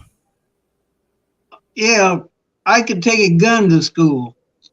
I could go hunting. I could take my shotgun on my bicycle to school and go hunting afterwards. Never thought once about shooting somebody. When I was in high school, everybody had guns in their vehicles. You could carry a Bowie knife into your school because it was a tool. Okay, we didn't look at that as a weapon, and we never once thought about shooting anybody. My dad told me, and he's a wee bit older than you, sir, but my dad told me that when they were going into elementary school / middle school area, junior high, actually it was never called middle school back then, but they actually had classes on rifles. Yeah. We make gun racks and stuff. Yeah. You get one of these. You know. Here we go, showing off again. What the hell is that eyeball in the background? You get a little 22 LR. Oh, yeah. I got a golden Marlin 39A. That looks about like that. Yep, that's a. I was I was brought up with guns. My dad. I'm actually a 5th generation or 4th generation Marine. So my dad always made sure that everybody was educated and safe and knew what you were doing and you could do it. You could shoot. Right. You want to see some old shit? But it never crossed your mind about shooting anybody, did it? No, it never even came up in my mind to go shoot anybody. That's right. I mean, now today it's like it's lack of education and demonification of the handguns from freaking political views, trying to get rid of the guns so they can take shit over more. I don't get me wrong on this shit. I will start talking about some bad shit. Iron Tunnel will get banned. Well, I tell you what, I carry a pistol everywhere I go. Everybody already knows that. I'm always openly armed. I don't walk around with it thinking who I'm going to shoot. When I get up and strap it on in the morning, it's a tool. It's there. It's a defense measure only, and I don't ever even think about it while I'm out. It's not like I'm thinking, oh, I have a gun. I wonder who I can shoot with it. Whacked? What? So, who said that? Stay strapped or get whacked? I have no idea. I want to say it was actually like a president. Fuck. And it's a long time ago. It wasn't any time ago. It was, you better stay strapped or you're going to get whacked. It sounds like Obama. I totally agree with it. Well, see, I'm one of those kind of guys. I think that everybody who can responsibly carry should. That's right. And I do mean what regulated means? Yes, I do. That we're all on 5.56 NATO ball. Back in the early 1900s, everybody carried back then, and everybody respected each other. Because if you didn't, you wasn't going to start no shit with your neighbor because he had a gun on him too. Right. 2 armed men are always polite to each other, aren't they? Yeah. I mean, that guy short in his argument at the LA Police Academy. They told him, San Joaquin, this guy in this shirt, told him, so do you think a well-armed society is an unsafe society? And the sergeant was like, oh, no. He got him on his heels with that one. Yeah. Rice Krispie, you don't look as old as me. Hey, Rice Krispie, you know Felix? Rice Krispie? Yes, sir. You know Felix? Yes, sir. John Felix? Yeah. I got an argument with him a while back when they was doing an audit down there at Punta Gorda, Florida. Yeah. And Gary Snow was there and Poor Dirt Farmer and Rogue Nation. I can't remember if you was there or not. No, I was on the other side of the country that day. Okay. I was on the Santa Monica Pier that day. That I know what you're talking about. Anyways, Felix, you know, him and I was having a thing on YouTube back and forth, and he doesn't do much video, and I don't think he just uses other people's content. And But I he made has significant contribution to the original work, which makes it fair use. anyways, he was saying something about, you know, military and stuff like that. And I told him I was in the military, and he says, well, you believe in killing and all that stuff then, don't you? And I says, no, I believe in having to do what I have to do and what I should do. But I said, if it wasn't for us, like, if it wasn't for men like me, that this country wouldn't be what it is today, as far as you having the rights that you got. Because all these countries overseas give their guns up, they don't have anything anymore. You said it.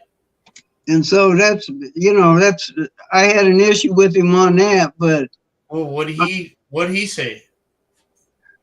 Well, he just, you know, like, well, you believe in killing. And I said, well, man has always killed ever since we've been in existence. Yeah. I mean, it's what we do. I mean, it's always been that way. I mean, one tribe has controlled another. The United States is the only government that's going around overthrowing other people's governments, installing who they want in. We had a guy from boot camp. He turned into a conscientious objector later on. I knew a lot of those. This is not a Hacksaw Ridge type of thing, you know? Yeah. They went to work. Like, I want to get out of here. They went to work in hospitals. Why did you sign up in the that. first place? If you know, this was not a draft in our situation. You know what I mean? That's why I didn't get it. So I don't mean that's one of those fruit judgments. You know what I mean? Yeah. I don't pass judgment on him. Maybe he had other things. I don't understand. When he started calling me killer and stuff like that, he didn't have no right to pass judgment on me. Exactly. You know, so a lot of people have, you know, you've heard of the voluntaries. Oh yeah. Yeah, they don't mean harm on anybody, but no, they get very angry if you disagree with them. So, you know, that's people. Sometimes people, their behavior tell you a lot more about themselves than it says about you. Yeah. Well, gentlemen, I tell you what, we're coming up 2 hours, 45 minutes, and I believe I'm going to go ahead and shut this down for tonight. But we're definitely going to have to do this again. Don, sir, thank you very much for coming up. Boltonator, I appreciate you being here. And Wrights Crispy, Yes, I would at some time love to have you back on a panel, maybe with those other two that I mentioned earlier, if you wouldn't mind. It was nice talking to you gentlemen. You too, sir. And I joined both of your platforms tonight. Oh, thank you. You're welcome. Have a good night. Thank you, You too, Don. Don. Thank you very much. Peace be to all. Always be great to everybody. Love y'all. Have a great night. Thanks, Boltonator. Thank you, Ironton. Thanks for everybody watching. Oh, no problem. Did you hear my question, right? What was that? I would like to have you back at a future date, if possible, with those other two auditors I mentioned. I'd still like to do that, if you wouldn't mind, and it was convenient. If we can get a day or time set up where it's convenient, I'd like to have you and Rogue Nation and Midwest Transparency on a panel, just the four of us, not rotating people in and out, just the four of us to talk about auditing, kind of like we did tonight, like I did with you. Yeah. Talk about who we are, what we do, why we do it, what we hope to change, all of those things. You know, I'd really like to tell that story. That'd be very one-sided, man, because those are two solid dudes, and you are a solid dude. Well, I want it to be one-sided because I have a lot of the anti-auditor community that is part of my subscribers in chat.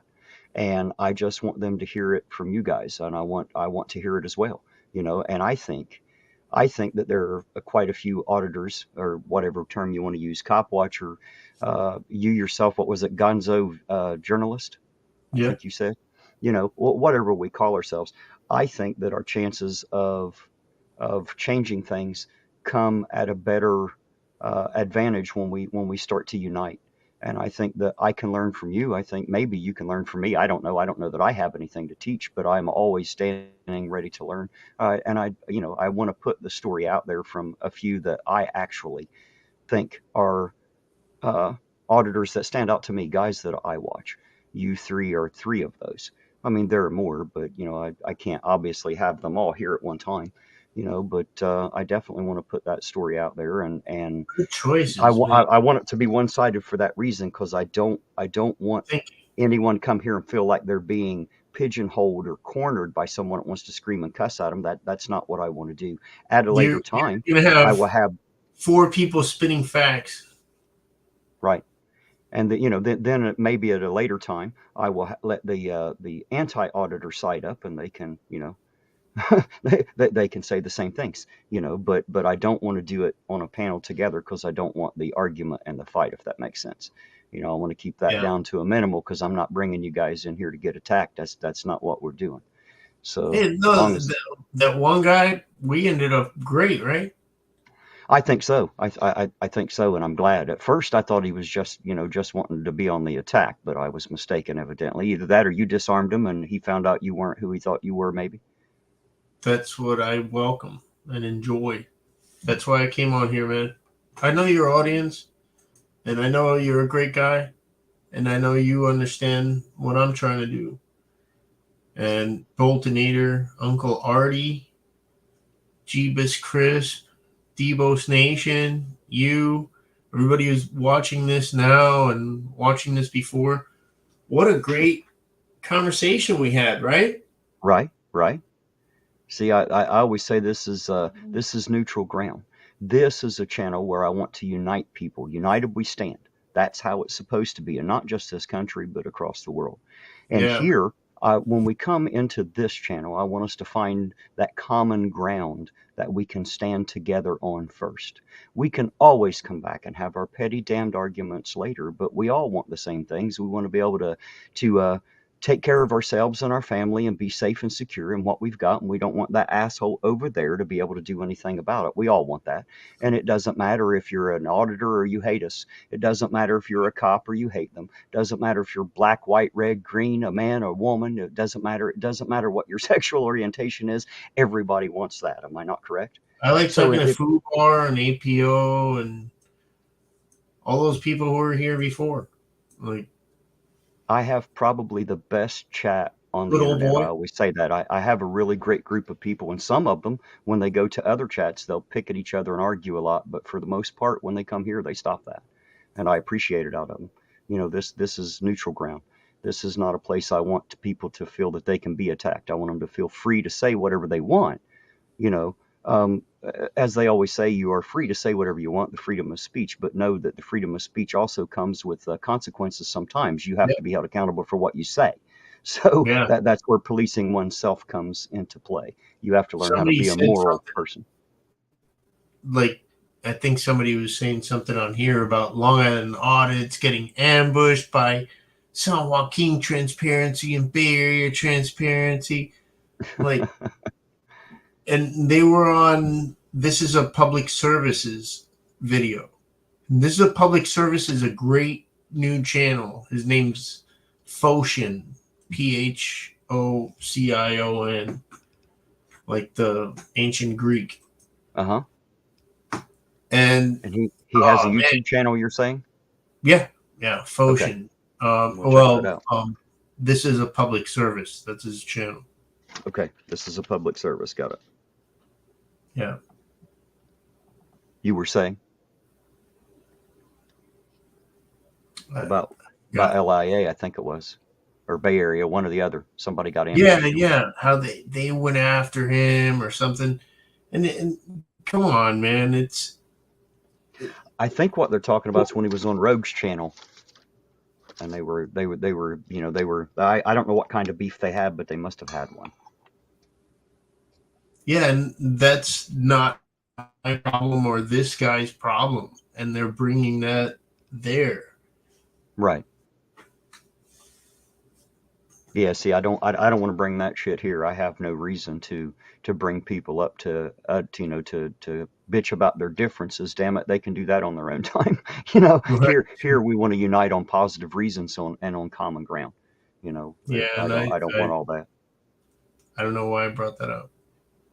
My bad. But I tell you what, I do appreciate you for coming, sir. I'm honored and Thank you. humbled that you came. I do appreciate it. And guys out there in the chat, y'all know I love each and every one of you. Y'all know that beyond the shadow of a doubt. Thanks for being here. Thanks for taking the ride with us.